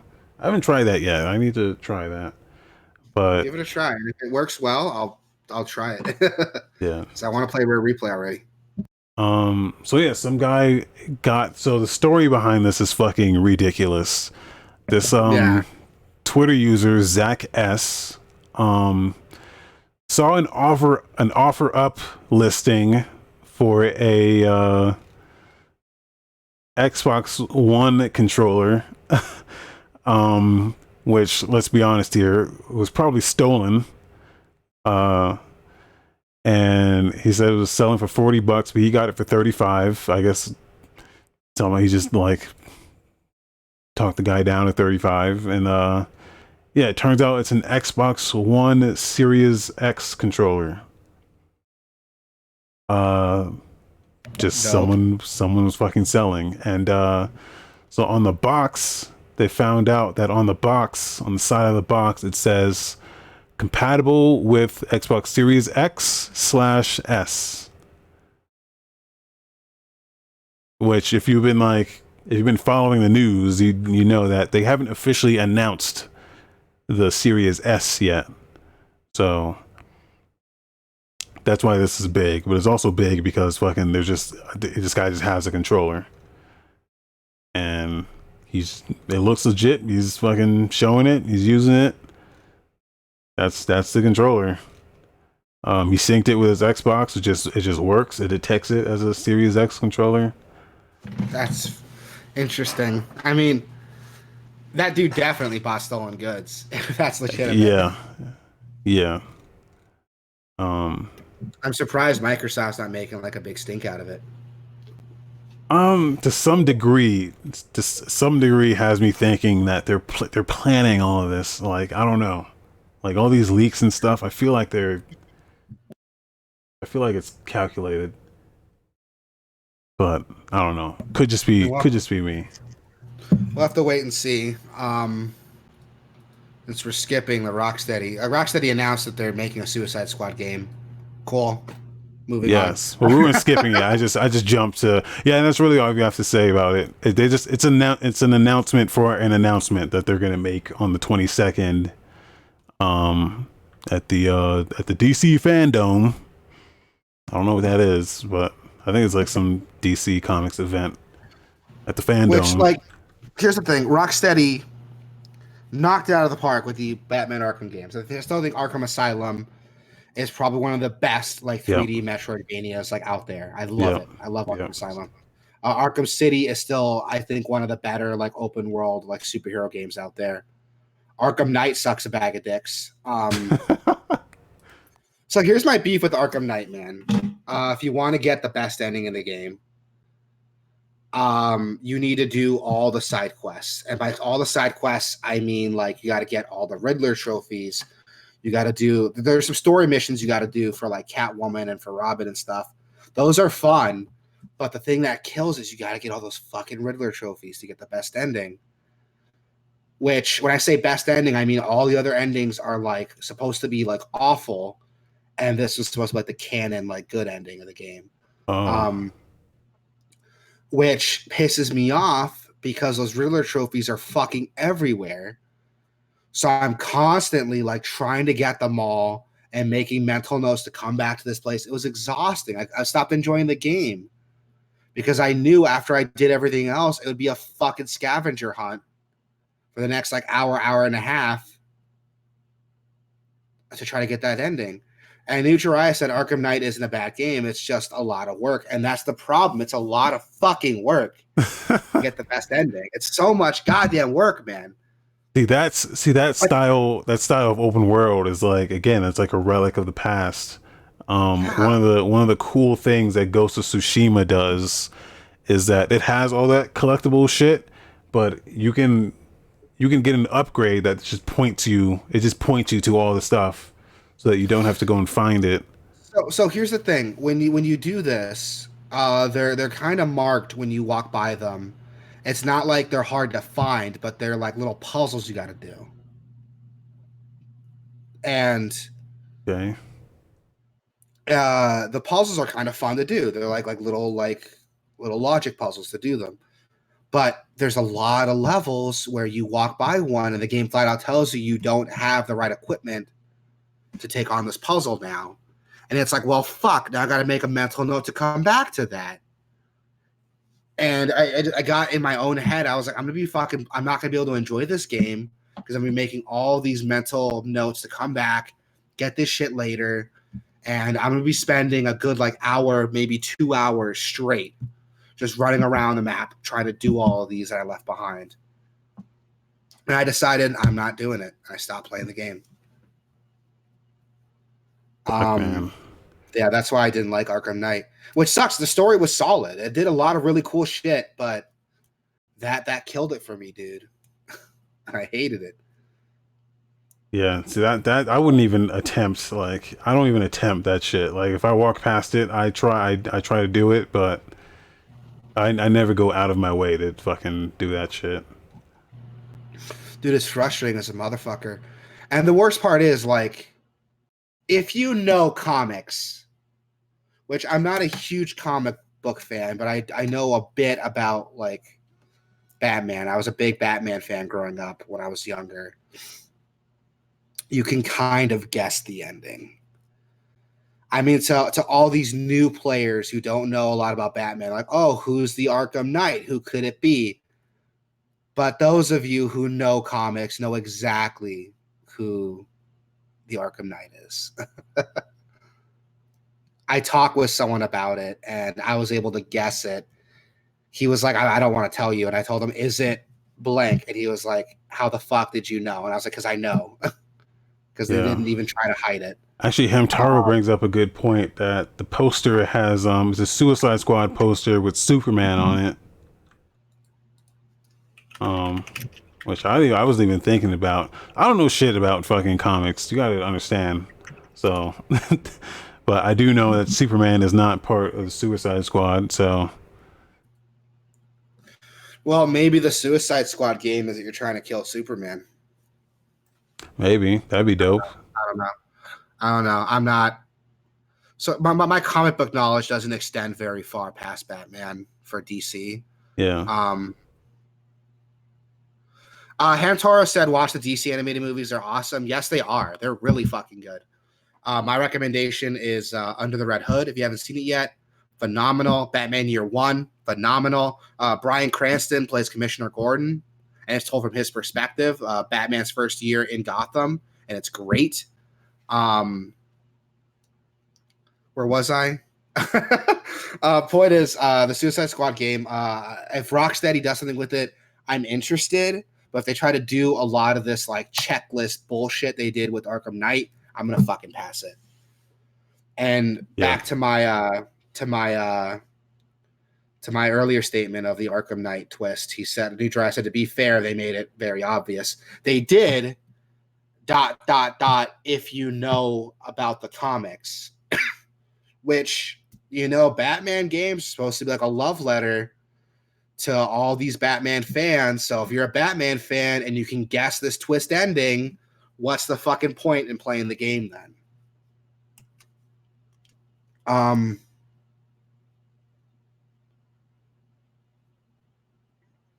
Corey Hamtor is telling us some stuff. The Suicide Squad is ran by Amanda Weller and is only activated when they need villains to do dirty work. So yeah, that's the big thing with Suicide Squad. So maybe like the dirty work in this game is to kill Superman, which would be interesting to see. Like that would be a pretty fun it'd be a pretty interesting game to build it around. Yeah. We'll have to wait and see though. A lot of comic fans in here. Yeah. Well, it's kind of easy to be a comic book fan now because like comics are so popular. They're not this like niche thing they used to be. Yeah. Well, I figured there's a lot of overlap with like the movies getting made now. Yeah. There's deeper knowledge here than just those movies. Yeah. Also good news, Bryn Reed didn't go to jail. So good news, everyone. Applaud that. Is this like literal jail or is it like a metaphor for banning? I don't know.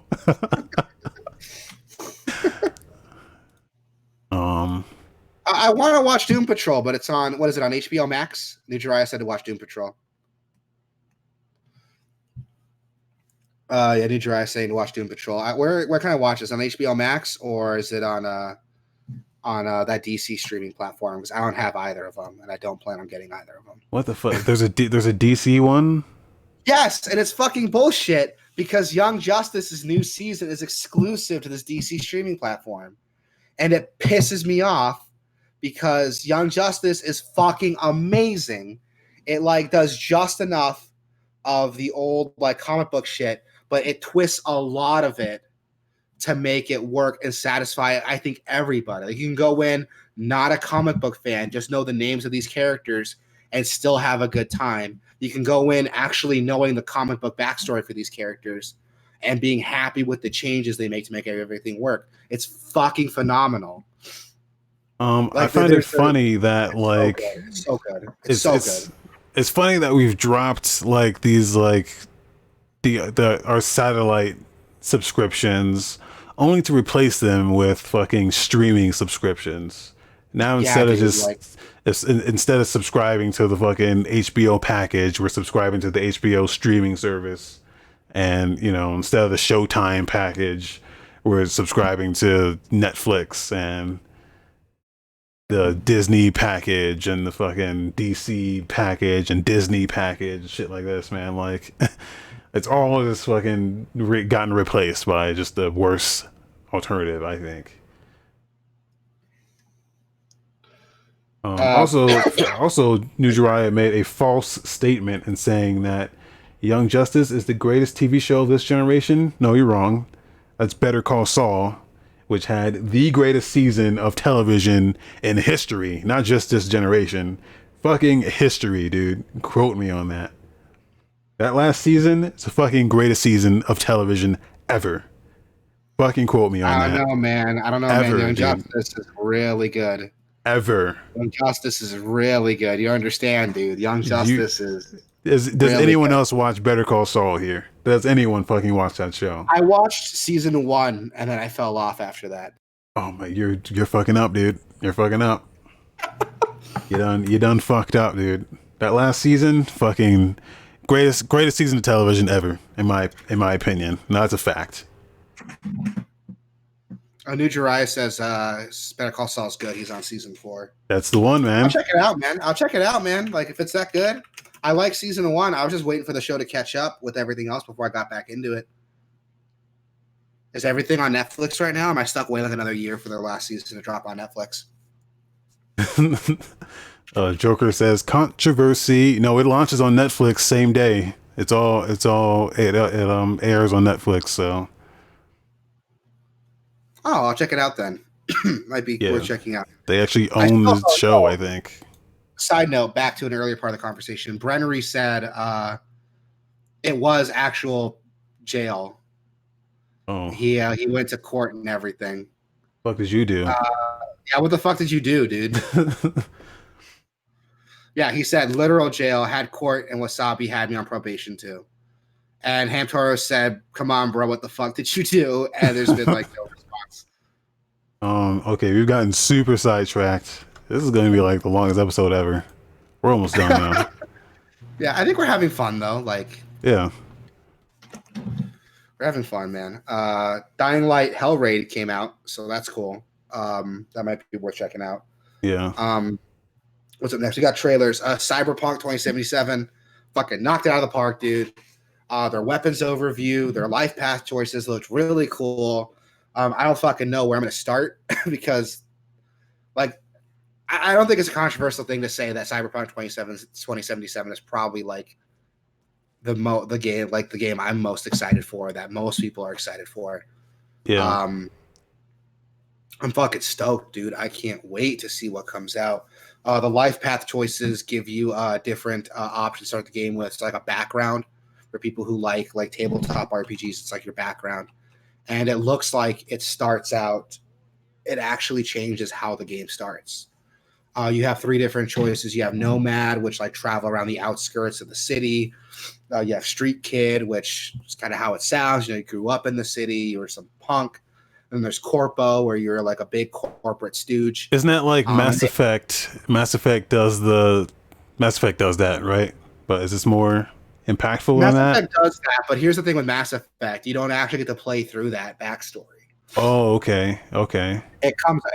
What Mass Effect does that it changes like your reputation, Yeah. and it changes like your starting like Paragon and Renegade points, but it doesn't you don't get to play through it. There are some side missions that come up later. So like if you start out as like Earthborn, like you're some thug on the street, like one of your old contacts like will hit you up. If you were a spacer and your colony was invaded, you actually get to meet someone who was there with you who wasn't as lucky. They actually got captured. There was some cool shit in it, but this is like you're actually playing through like a little mini campaign before the game starts with the life path you choose, and I'm into it, dude. That's cool. That's a good way to get you into your character. Right? Because that was the problem. That was the problem with Mass Effect. Is like you're picking a thing, but you don't really get to see that. Like, yeah, I'm from the streets, but like you just say that. You don't really like feel that. Like you don't get to see it. It's like, no, I'm a military brat, dude. I know this shit, but you don't get to see it. So yeah, I like that. I'm trying to avoid all this shit around Cyberpunk. So I didn't watch any of this. So I really didn't know any of that. So and then Yeah, every dude, time I'm looking at like little things to like get me excited for it, but I really don't want to look too much into it. But dude, like, God, I'm so into this fucking game, man. every time they show something for this, it's like huge. It's like how have you been hiding this? Like it's another fucking colossal part of the game that no one fucking knew about. I can't Yeah. anymore, dude. Like I just want to Oh play it God, at this point. dude, I'm like smiling right now, like talking about the fucking game. Anything else that they was big here? They went over some weapons. And there's some stuff in it, like how you join the samurais, like that's different. I didn't really look at that though, because I don't want to spoil the game for me, dude. Yeah. Um, they did some overview on the weapons, which look insane. Fuck, these weapons look crazy. Like this is some deep sci-fi shit that I'm into, dude. Like, like what is this? What is this? These fucking weapons, dude. There's like a thermal katana that's like looks like a fucking lightsaber. There's the shotgun that shot like a rocket that tracked this dude behind cover. There's the mantis blades that come out of your arms that we've been seeing in the trailers. Like there's so much shit to fuck with. And Yeah. I can't wait to see it, dude. I can't wait to play this game. Ooh, and I gotta fucking upgrade my PC to do it. Like I'm so sad. I gotta finally upgrade my graphics card to a 2070 to be able to play this shit. I'm I'm gonna upgrade my shit, but only when like the new shit comes out. Like because you still can't buy the shit that's in the consoles or that's going to be in those consoles. You can't buy yet for PC. So that's what I'm waiting for. I'm waiting for PC to catch up on that, and that's when I'll Bro, like upgrade. I've been running 1060 for the past like 3-4 years. And I was devastated when I found out that Cyberpunk requires like a 2060 like minimum. Yeah. So like that's what I gotta fucking do now. I gotta upgrade that shit. Um, I don't care about having my PC like ahead of consoles. I just want to be able to play like those games that come out. Um, and Cyberpunk is definitely one I want to play. God damn it, Um. dude! Every time they fucking announce something, I get more and more excited. Like my hype hasn't died down yet. Joker says we need a new Danganronpa game. Those guys actually put out a new game like a couple weeks ago. Now it's not a Danganronpa game, but it's like a visual. It's like a choose your own adventure. Fuck, I'm gonna have to find it. Keep talking about this while I find that. I don't know what else to talk about. I want to suck Cyberpunk dick. Like that's it. I want Cyberpunk stick in my mouth. I'm more excited for they've already said like I want the modding. I want mods. I'm a fan of mods. I don't know if you know this, but like I like tweaking the game and kind of like making it my own. So um yeah, I'm excited to see what like mod support would do for this. Yeah, dude, it's gonna be so good. It's gonna be so good. God damn, I want it. I remember hearing this like thing about Cyberpunk that upgrading your weapon like proficiency is gonna have a huge impact on how you play, to the point where like it'll feel like you're using an aimbot if your proficiency is high enough for a weapon. Which I don't know how I feel about that, but hopefully I can turn it off. Well, yeah, with like cybernetic implants, it makes sense there. Like, Yeah, dude, like, god damn it, every time they announce something, I get more and more excited. Like, I can only get so erect before I can't take it anymore. Like, I'm not exaggerating, dude. Like, I'm so fucking into this game. God damn, I want to take a week off when this game comes out just so I can really enjoy it. Yeah, it's Ham, Oh, what was you saying? Ham Toro said to make sure to get Cyberpunk on GOG so the devs get all the money. Oh, yeah. Well, I don't think they really care about that, but yes, you're right.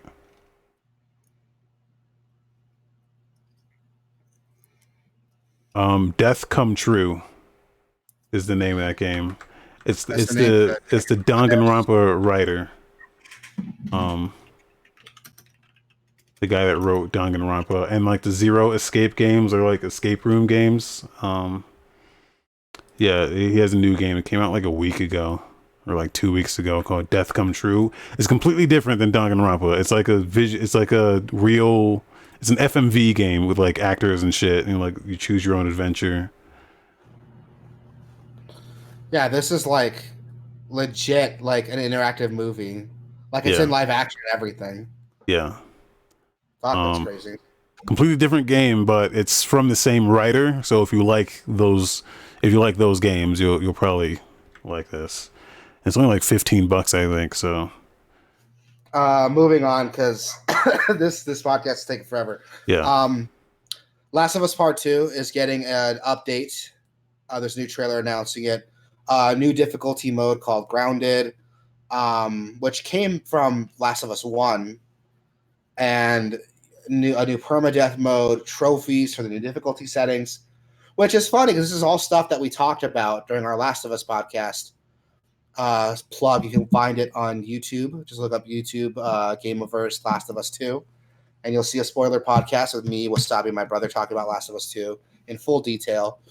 One of the things we talked about was that the game didn't have any trophies for other difficulty options, and these new updates are going to add that on along with a permadeath mode, new trophies. I'm seeing like a weird slow mo effect in the game that I wasn't recognizing before, so that looks cool. yeah. Different video like filters and shit like that. It's Yeah, pretty cool. It seems like they're desperately trying to get people to fucking hang on to their games. yeah, Like, no, wait, don't sell your game yet. Here's some more shit. But I don't know. It's not something I want. I don't really care about that.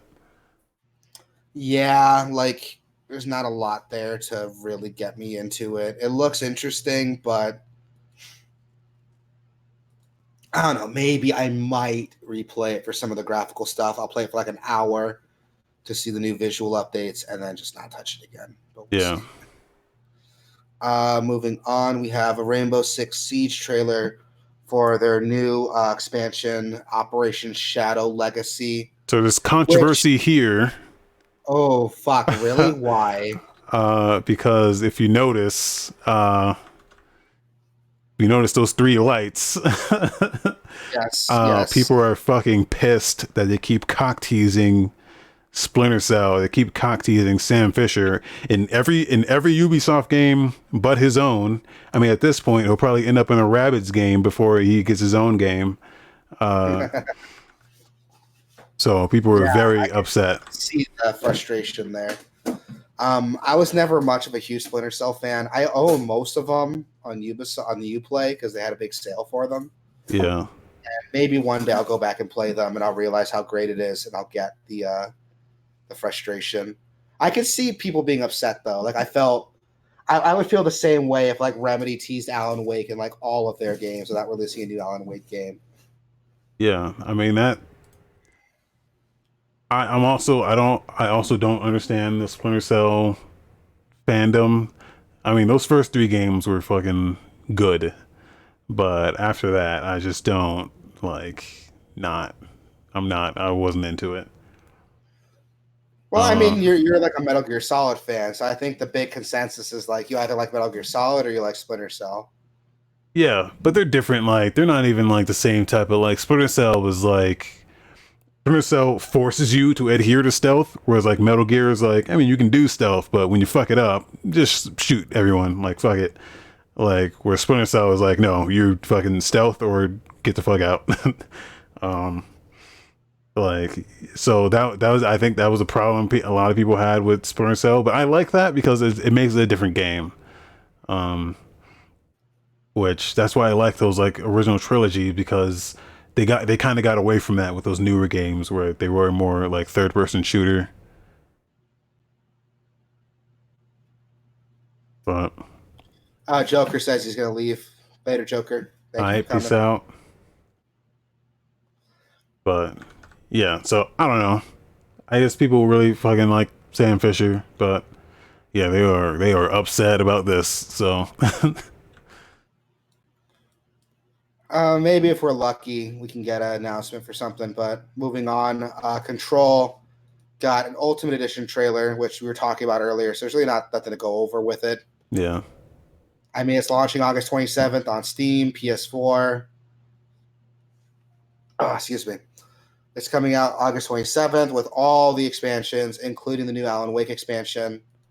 Which, I mean, it's cool. I wanted to play Control for a while. Now, though, there'll be a chance for me to play it. Um, Next trailer, we got Deathloop.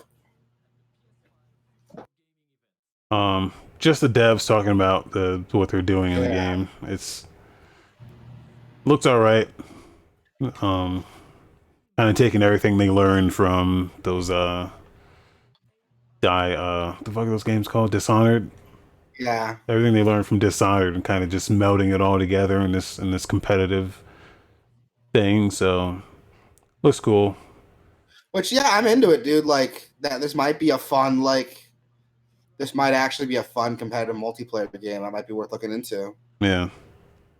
Again, it's different. It's not, it's not a fucking another fucking rogue company or another like Counter Strike clone. It's something completely different.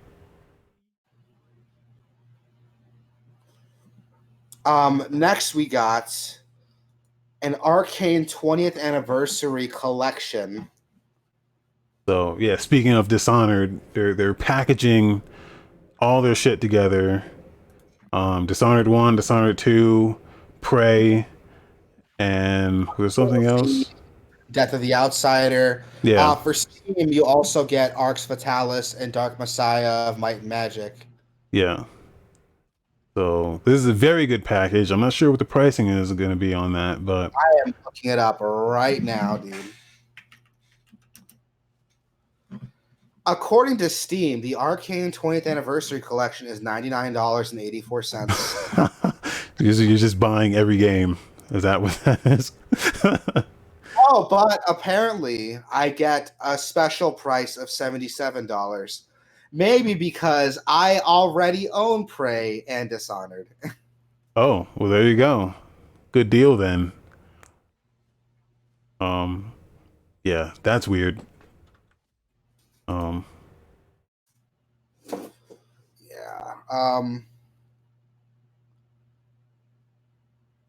Oh, wait a minute. So this is weird. It says individual price of the game is like $104. There's a bundle discount of 26%. So it's $77.65 is what it says I'll be paying if I buy it right now.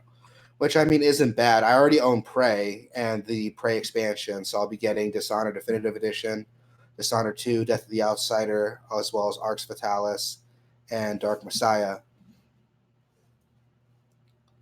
Which I've wanted to play Dark Messiah for a while, but whatever. that old ass fucking Dark Messiah game, the one that came out like 20 years ago. With that like ridiculous like Sparta kick, yeah. Yeah. Like at that point, like I mean, there's been advancements since then, like Skyrim. A lot of people swear by Dark Messiah, man. A lot of people say that Dark Messiah is better than Dishonored. Wow, who are those people and what Like are they smoking? like a YouTuber I was following for a little while. But well, that and like a buddy of mine was saying it was good. A new Jiraiya asked console or PC. Both. But the console doesn't come with Arx Fatalis and Dark Messiah. Which, if we could talk really quick, is fucking bullshit. Because those games have never been released on consoles. So now would have been a perfect time to do it in that collection, but whatever. It doesn't seem like they're actually doing any work on this. It just seems Yeah, like they're just, hey, you can just buy all the games, not even at a discount. I mean, a little discount, but you're just buying all those games just packaged together. yeah. Now here's something I want to talk about, man. Here we go. So we talked about this a while ago, and we got some more information. Shin Megami Tensei Nocturne HD is getting DLC for motherfucking Dante from Devil May Cry. So, fun fact, we talked about this when the game got announced. So, fun fact, Nocturne had like 3 different versions. There was the standard one. In Japan, it had 3 different versions. The standard, there was the Maniacs edition that came with that featured Dante from Devil May Cry. That's the one we got in the States. And there was a third one that had enhancements to the gameplay with Raido Kuzunoha from the SMT Raido Kuzunoha games in place of Dante. The one that we were going to get when they announced the HD collection was the Raido Kuzunoha version. And now they're announcing that Dante will be a separate DLC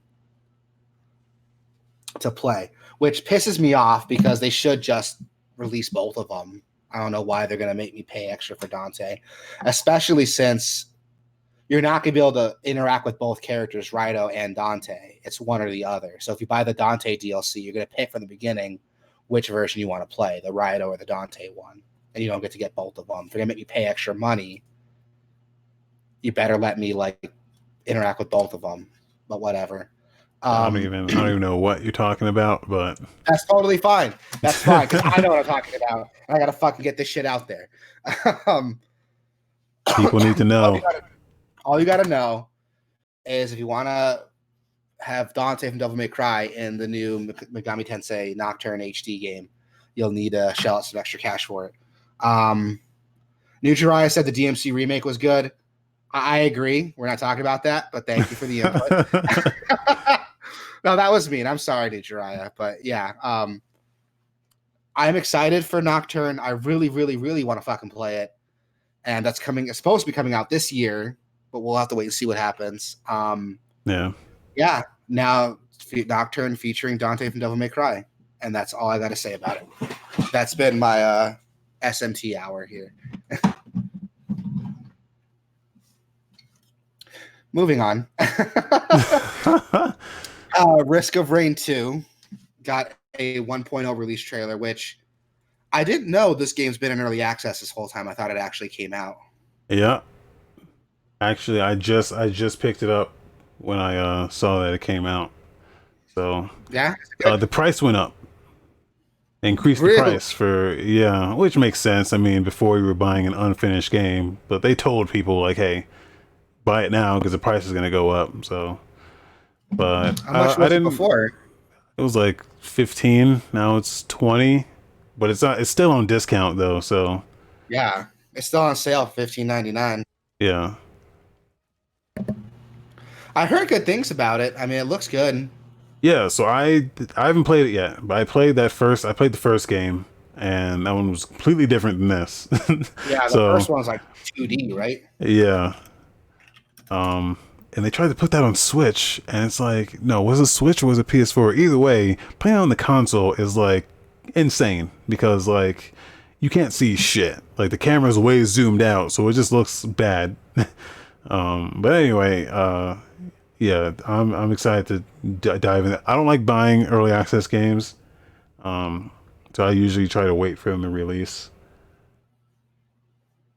But I'm the same way.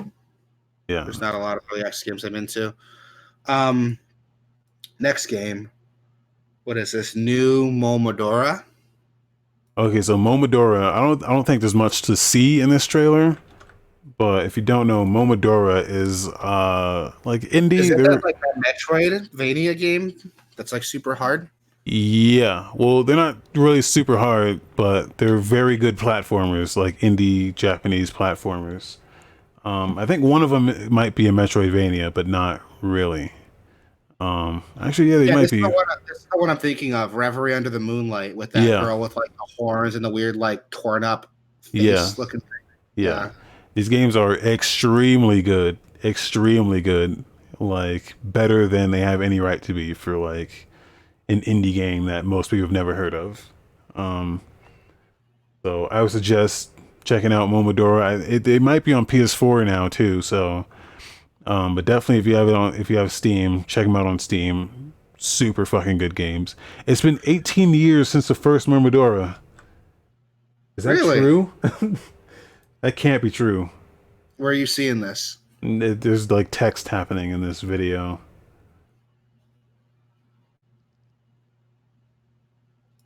That's insane. Okay, well, they're extremely good games. So if you've never played Momodora, I think there's two versions. There's two games, and I guess that second game is more of a Metroidvania, but that first game is more just a straight action platformer, boss fights and everything. It's super fucking good, super good. I'll check them out then. And they're So you're cheap gonna too. recommend them. They're cheap too. Yeah, So yeah. yeah, that's good. I don't like paying a lot of money for my games.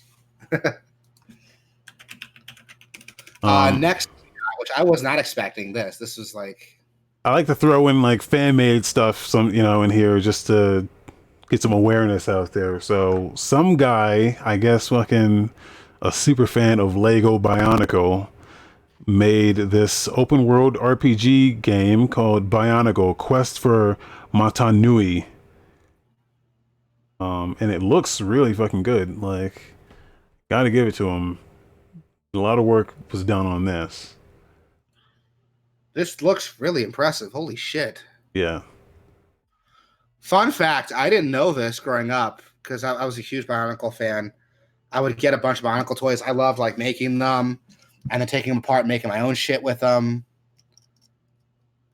But fun fact, the Bionicle like line of toys apparently has like a really, really deep lore. Really? Yeah, like The, rivaling like Tolkien-esque like lore. what the fuck? Yeah, there's like books and movies, and every toy you get has like its own like little description of what it means, what the masks do. There's like a lot of lore for these games. Yeah, I wouldn't know because I never got real Legos as a kid. I always got like the knockoff, like fucking the giant ass like mega blocks and fucking all that bullshit. Man, I never got Legos either. I just played Bionicles. Like those that was what I fucked with. I might still have like a bunch of old Bionicles too. That is Lego. It is Lego, but it's not like they're not Lego blocks though. No, but You're not like gonna see Lego blocks. I would in a argue, Bionicle. I would argue Bionicle is better than the fucking block of Lego though. Like you can do shit with this. I mean, You're not wrong. I fucking love Bionicles, dude. And this game looks fucking crazy. Like yeah, what the yeah. like it kind of So reminds me of like Witcher, but like with Bionicles. this guy says after 6 years of quietly working on this project, it was overwhelming to see the positive response. Wow. Um, yeah, I forgot to link all these in the chat. So here's the Bionicle. That looks Um, crazy. yeah, this shit looks incredible. Okay, it's not just one guy. I was gonna say if it's one guy, then that's fucking incredible. But yeah, there's a team here. Bionicle again, another one of those like underground fucking things that just has this fan base, this loyal fan base that you'd never think of, but there they are. Dude, Bionicles are fucking dope. They haven't been like in circulation forever, but I still fucking love them. I would love if like Bionicles made a comeback. I'd probably buy some more sets again.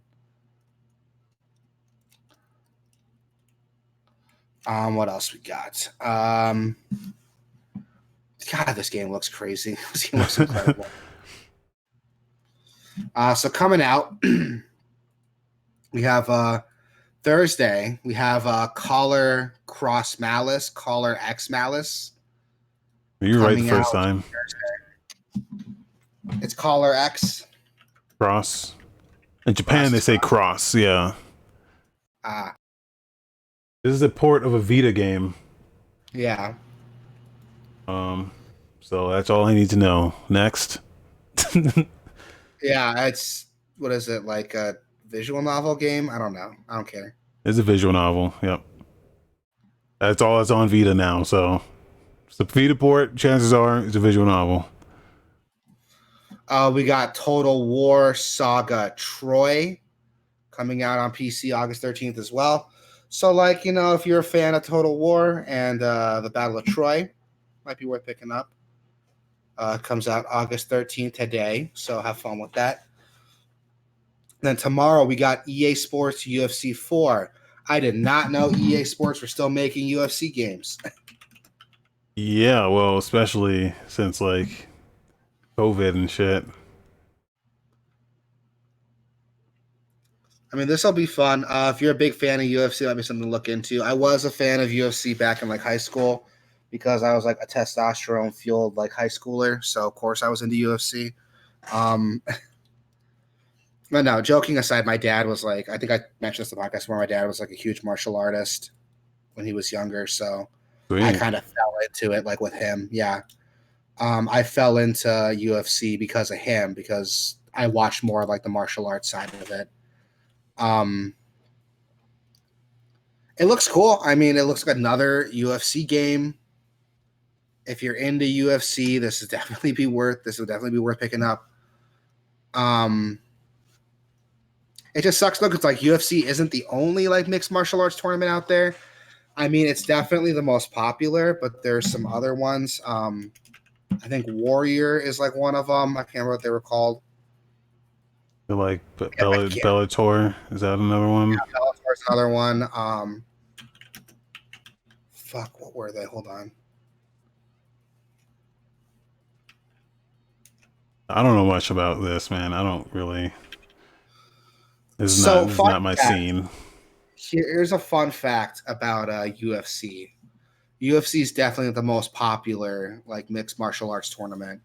Back in the day, it used to be my style versus your style kind of thing. Yeah. So you would see people all over the world show up. This is back when like it was like direct to video. You had to like buy tapes or rent them from like Blockbuster to see them. Um, it wasn't a sanctioned competition. So there weren't weight classes. So most of the time, it was the bigger guy that was taking people out. The big guy was hitting really hard that was taking people out. It wasn't until I can't remember his fucking name. He's really popular in UFC. He's been in it from the beginning. God damn it. I can't remember his goddamn name. But he was really Bruce Lee. popular. Not Bruce Lee. Shut the fuck up. Um, Oh, they have a I can't remember. Kumite now in UFC. Wait, what? There's a Kumite. I don't know who that is. Uh, I think it's another fighting. Pretty sure that's a fight till you die. uh, I think. I could be wrong on that, but I can't remember this fucking dude's name. He was big, like I want to say like medium heavyweight Chuck back Liddell. in the day. I want to say Royce Gracie, but I might be wrong. I'm pretty sure I'm wrong actually. But his big thing is that he would wrestle, he would fight in a gi. He was like jujitsu. And people would make fun of him because he's like, you're fighting in a gi. What's wrong with you? And he's like, oh, this is like traditional fighting attire for me. While other people were fighting in like, boxing gloves, shorts, stuff like that. Um, but he would take out dudes like twice his size by taking them to the ground and choking them out. So because of him, UFC, a lot of fighters had to learn their ground game on top of their stand-up game. And that's kind of where the popularization of mixed martial arts came from. Most mixed martial artists will practice using bits of jujitsu to learn how to grapple, taekwondo for like kicking, and more importantly, believe it or not, Muay Thai for up close fighting, for stand up game, so throwing elbows, knees, stuff like that. And that's what popularized it. Is that it was this kind of mix of like my style versus your style, and it wasn't until later when this dude grappling people was taking everybody out and taking home all this money that people started looking into ground game, and that's kind of what birthed the UFC as we see it now, or at least most sanctioned mixed martial arts competitions. Yeah. I know nobody asked for that, but there's a fun fact for you. Yeah. Well, yeah, you got to be a well-rounded fighter. That's what, Yeah, and that's one thing I appreciate about it. There's this great documentary on YouTube by one of my favorite YouTubers, Super Eye Patch Wolf, about fake martial artists. And he talks a lot about in China, there's this huge issue where traditional Chinese martial arts are still being touted as like the best martial arts. Like if you want to be a martial artist, you got to learn like Chinese karate or like Chinese, like, I can't fucking remember. There's so many like Chinese martial arts. And there's yeah. one dude there who's like, no, I'm coming in with MMA. And he's like challenging like masters of these like styles, and he's taking them all out. But China's like trying to suppress it because Wasn't they that don't what, want. isn't that what Bruce Lee did? Like Bruce Lee was like one of the first, right, to come out and be like, I'm training in this and this and this and this, and just trying to learn everything. Yeah, he did, but he never outright said like you're an idiot if you just learn one style. Yeah. Does your eyes saying they have more forms in Chinese? Yes, they do. But that's the point though, is that like it's God damn it, how can I word it? It's a patriotic thing. Like if you're Chinese, you learn a Chinese martial art. And there's some good martial arts there, but if you want to be a good fighter, you need to learn mixed martial arts, which, jiu-jitsu's from Brazil. I think Taekwondo is Chinese, so you can get by with that. Muay Thai is, I want to say that's Japanese, but I might be wrong. I know there's someone in the comments who's like going to correct me.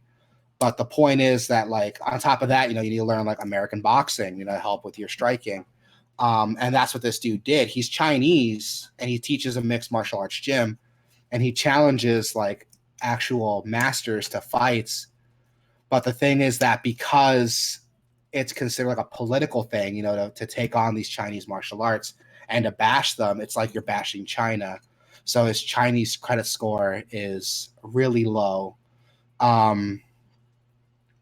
His Chinese credit score is really low. People make fun of him. He gets random people on the street who like want to beat him up for shit talking their style. But that dude hasn't lost any fights. The problem is that China does a lot of work to like suppress. It's super interesting. If you want to look it up, Super Eye Patch Wolf did this whole video on like fake martial arts. It's fucking phenomenal. I love this video. I don't know how I got on this topic, but go buy Sports UFC, I guess. All right, go buy UFC. Shouts out to Espacio for this top 10, top 20 knockouts video that we've been watching. There are some good knockouts, man. Like I'm not a huge fan of it anymore. I haven't followed it since high school, but I do still respect like combat sports like UFC. Yeah. This is coming from someone who's never trained in a gym before in my entire life. Like my dad showed me some shit so I wouldn't get my ass kicked in school, but like that's about it. I used to live in Biloxi for a little bit, Mississippi, and there yeah. was a Dungeons and Dragons no, it was that plus Magic the Gathering like shop. And in the back of it, they had an MMA. They had an MMA like ring like that you could like fucking yeah. I'm like, that's a good combination of D&D and MMA. I mean, I imagine like a lot of D&D and Magic the Gathering players probably get their ass kicked. Yeah, and they're tired of it. It's like, oh, here's a gym, so you can learn to defend yourself. But no, like I never practiced in a gym before in my life. I've never actually had someone teach me. My dad showed me some shit when I was younger, so I wouldn't get like picked on in school. Like how to throw a proper punch, how to defend yourself, how to take someone to the ground, little things like that. But I never like got a full like lesson. Yeah, I did And I've karate never. in Oh yeah. sixth grade, and not a good. I did it with the little kids. Oh Jesus. Because they didn't have like wherever I went, they didn't have an age group for like me. So like I could either do it with like the adults or the little kids. Yeah. You should have done with the adults, man. Like actually Well, learn yeah, some shit. they eventually like we should have just put you with the adults. Because I was like tall as fuck too, so it was like really weird. But yeah. I never like had to do any of that. I can only think of like one time I've like been in a fight and there was like this kid that was like he would like punch on me like to be funny. And then it was fun to like punch me, like put me in headlocks and stuff. And I got sick of it one day, so I asked my dad like, "What could I do?" Someone puts me in a headlock, and he showed me like how to break out of it. And he's like, "If you really want to show off, you can do this and like flip them over onto their back." Oh my goodness, Nujiraya, what have you sent what have you sent here, man? What is this? A lingerie fighting championship. Great. I mean, I wasn't planning on masturbating today, but oh god, they're like really hitting each other. Oh shit. This isn't like a this is like a let's pretend to fight and look sexy, but no, they're really hitting each other, these women. Oh Yeah, wow. this ain't mud wrestling. That's wow, fuck. Okay, cool. That's cool, man. Oh shit. That woman got knocked into that. Oh my god. Oh, come on, how you gonna get out of that? How you gonna get out of that? Don't hit her, drop her. Oh, I want to see what she did next. Yeah, what is this like a greatest hits? It's like a sizzle reel. Man, I want to see what happens next. Oh, she knocked her off. What is that? I want to see how that girl's gonna get out of that cage situation. She like picked her up, had her up against the cage, but the grab wasn't that great. So the girl was still like wailing on her head. I want to see what she did next. She was gonna drop her or take her down. Man, the guys listening to this on Spotify are like, what the fuck are they watching? Twitch.tv/Gameoverse. Yeah, it's a lingerie fighting championship sizzle reel of like girls in bras and panties fighting and MMA style octagons. And they're not like fucking around. Like these girls are legit hitting each other. Like I'm actually kind of impressed. Um so I'm gonna be playing that Avengers game or the beta Oh yeah. on Friday. So like you can get into it for free on PS4, I think, but like I'm not turning my PS4 on for that shit. So I got it on PC, which I had to pre-order for PC, which is You would fine. rather pre-order on PC Then than boot play up it your for PS4. free. Yeah. All right. Well, because I'm gonna play that game anyway, so might as well just might as well just do it. I hear you. Remind me again when that beta is live. Is that going on tonight? That is Friday at 9 p.m. Friday and at it's 9. local 9, not like my 9 versus your 9, like not 9 Eastern. Yo, Clay, holy shit, holy shit. Hold on, dude. That is fucking Clay. Clay, remember me? It's Wasabi, dude. Okay, wait. Let me turn off this. Let me turn this off. Clay, yo, Clay is OG, man. Oh yeah. I hope. Damn, dude. I hope you're doing well. Fuck. Damn, it's been a while.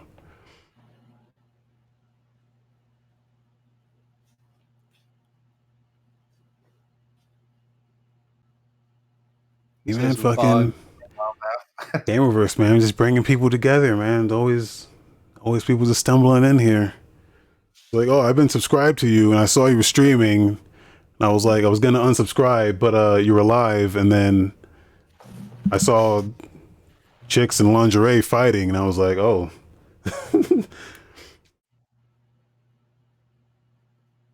No, yeah, dude. We do this podcast every week. Can't remember, we were winding Supposed to be down, but you walked in here. Yeah, every Tuesday, but it every wavers Tuesday. sometimes. So, Yeah, it's my bad. Someone died, so I couldn't do it this Tuesday. oh yeah, I hope, was it someone close or was it like, Oh my god, man! Like, so it was my uncle, my great uncle, my grandma's brother. But his daughters, my tias, have been so shitty about this whole thing. Like, I don't want to go into it. That's like a whole other thing. yeah, But God, just know that that part of my family fucking sucks, and I'm glad like this whole thing's over, so yeah. I never have to talk with those two tias like ever again. Play is waiting on an update for your system to run. All right. Oh, thanks, New Jiraiya. I appreciate it. I'm fine now. Like this whole thing though has been just a fucking nightmare to deal with. My family can fucking suck sometimes. But we're good now. I had to drive up to Phoenix. I live in Tucson. I drive up to Phoenix on Tuesday. We had to drop off. My wife and I dropped off our dog and our cat with my parents-in-law, with my in-laws. We drove up Tuesday morning, came back Wednesday like mid-afternoon, around 3, 4 o'clock. Picked up our dog and cat. I just been recovering. Like I fucking hate driving to Phoenix. I hate going to Phoenix. It's so hot. All the drivers suck. Fucking yeah. And I figured out that I don't have any emotions. Oh Like, yeah. well, not that I don't have emotions. It's just that like I don't understand emotions. So like it's hard for me sometimes to like get sad at when like a family member, like I get sad, but it's not, I'm not fucking like devastated. Yeah, Yeah. I don't react the way that people expect me to react for certain things. So that leads to him to get like upset at me sometimes. I'm like sorry dude, what do you want me to do? Like, yeah. Everyone It's processes grief differently, man. Some people cry. Some people just they carry on. Like, okay, what do we do? What are we doing next? yeah. Yeah. Like everyone handles it differently.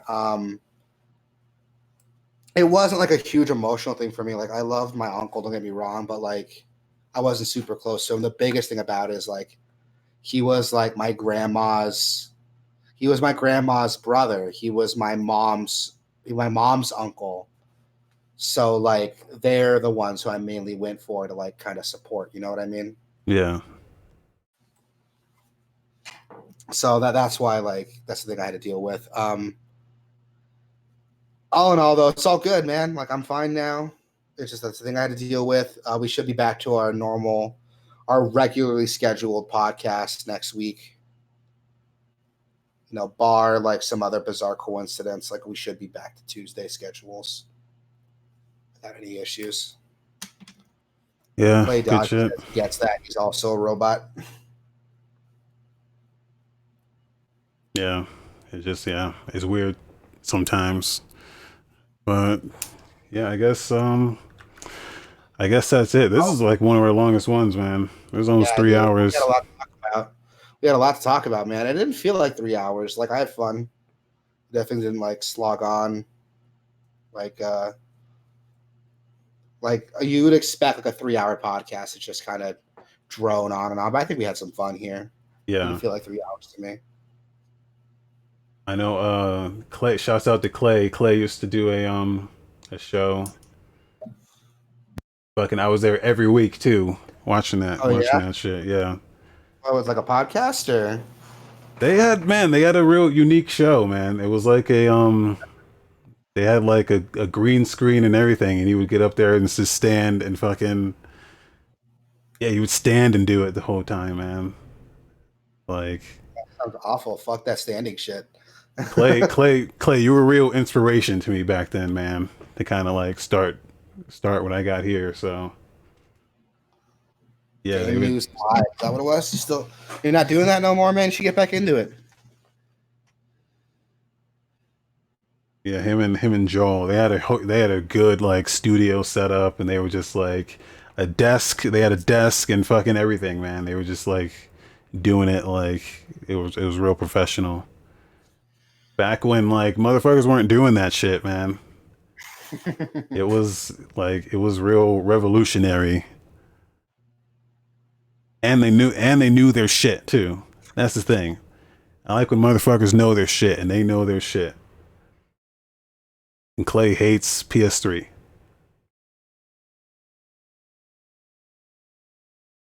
Yeah. Yeah, that happens. That's we've been through it too. So Yeah, I know that feeling. Let me get back into it, man. Like it'll be fun.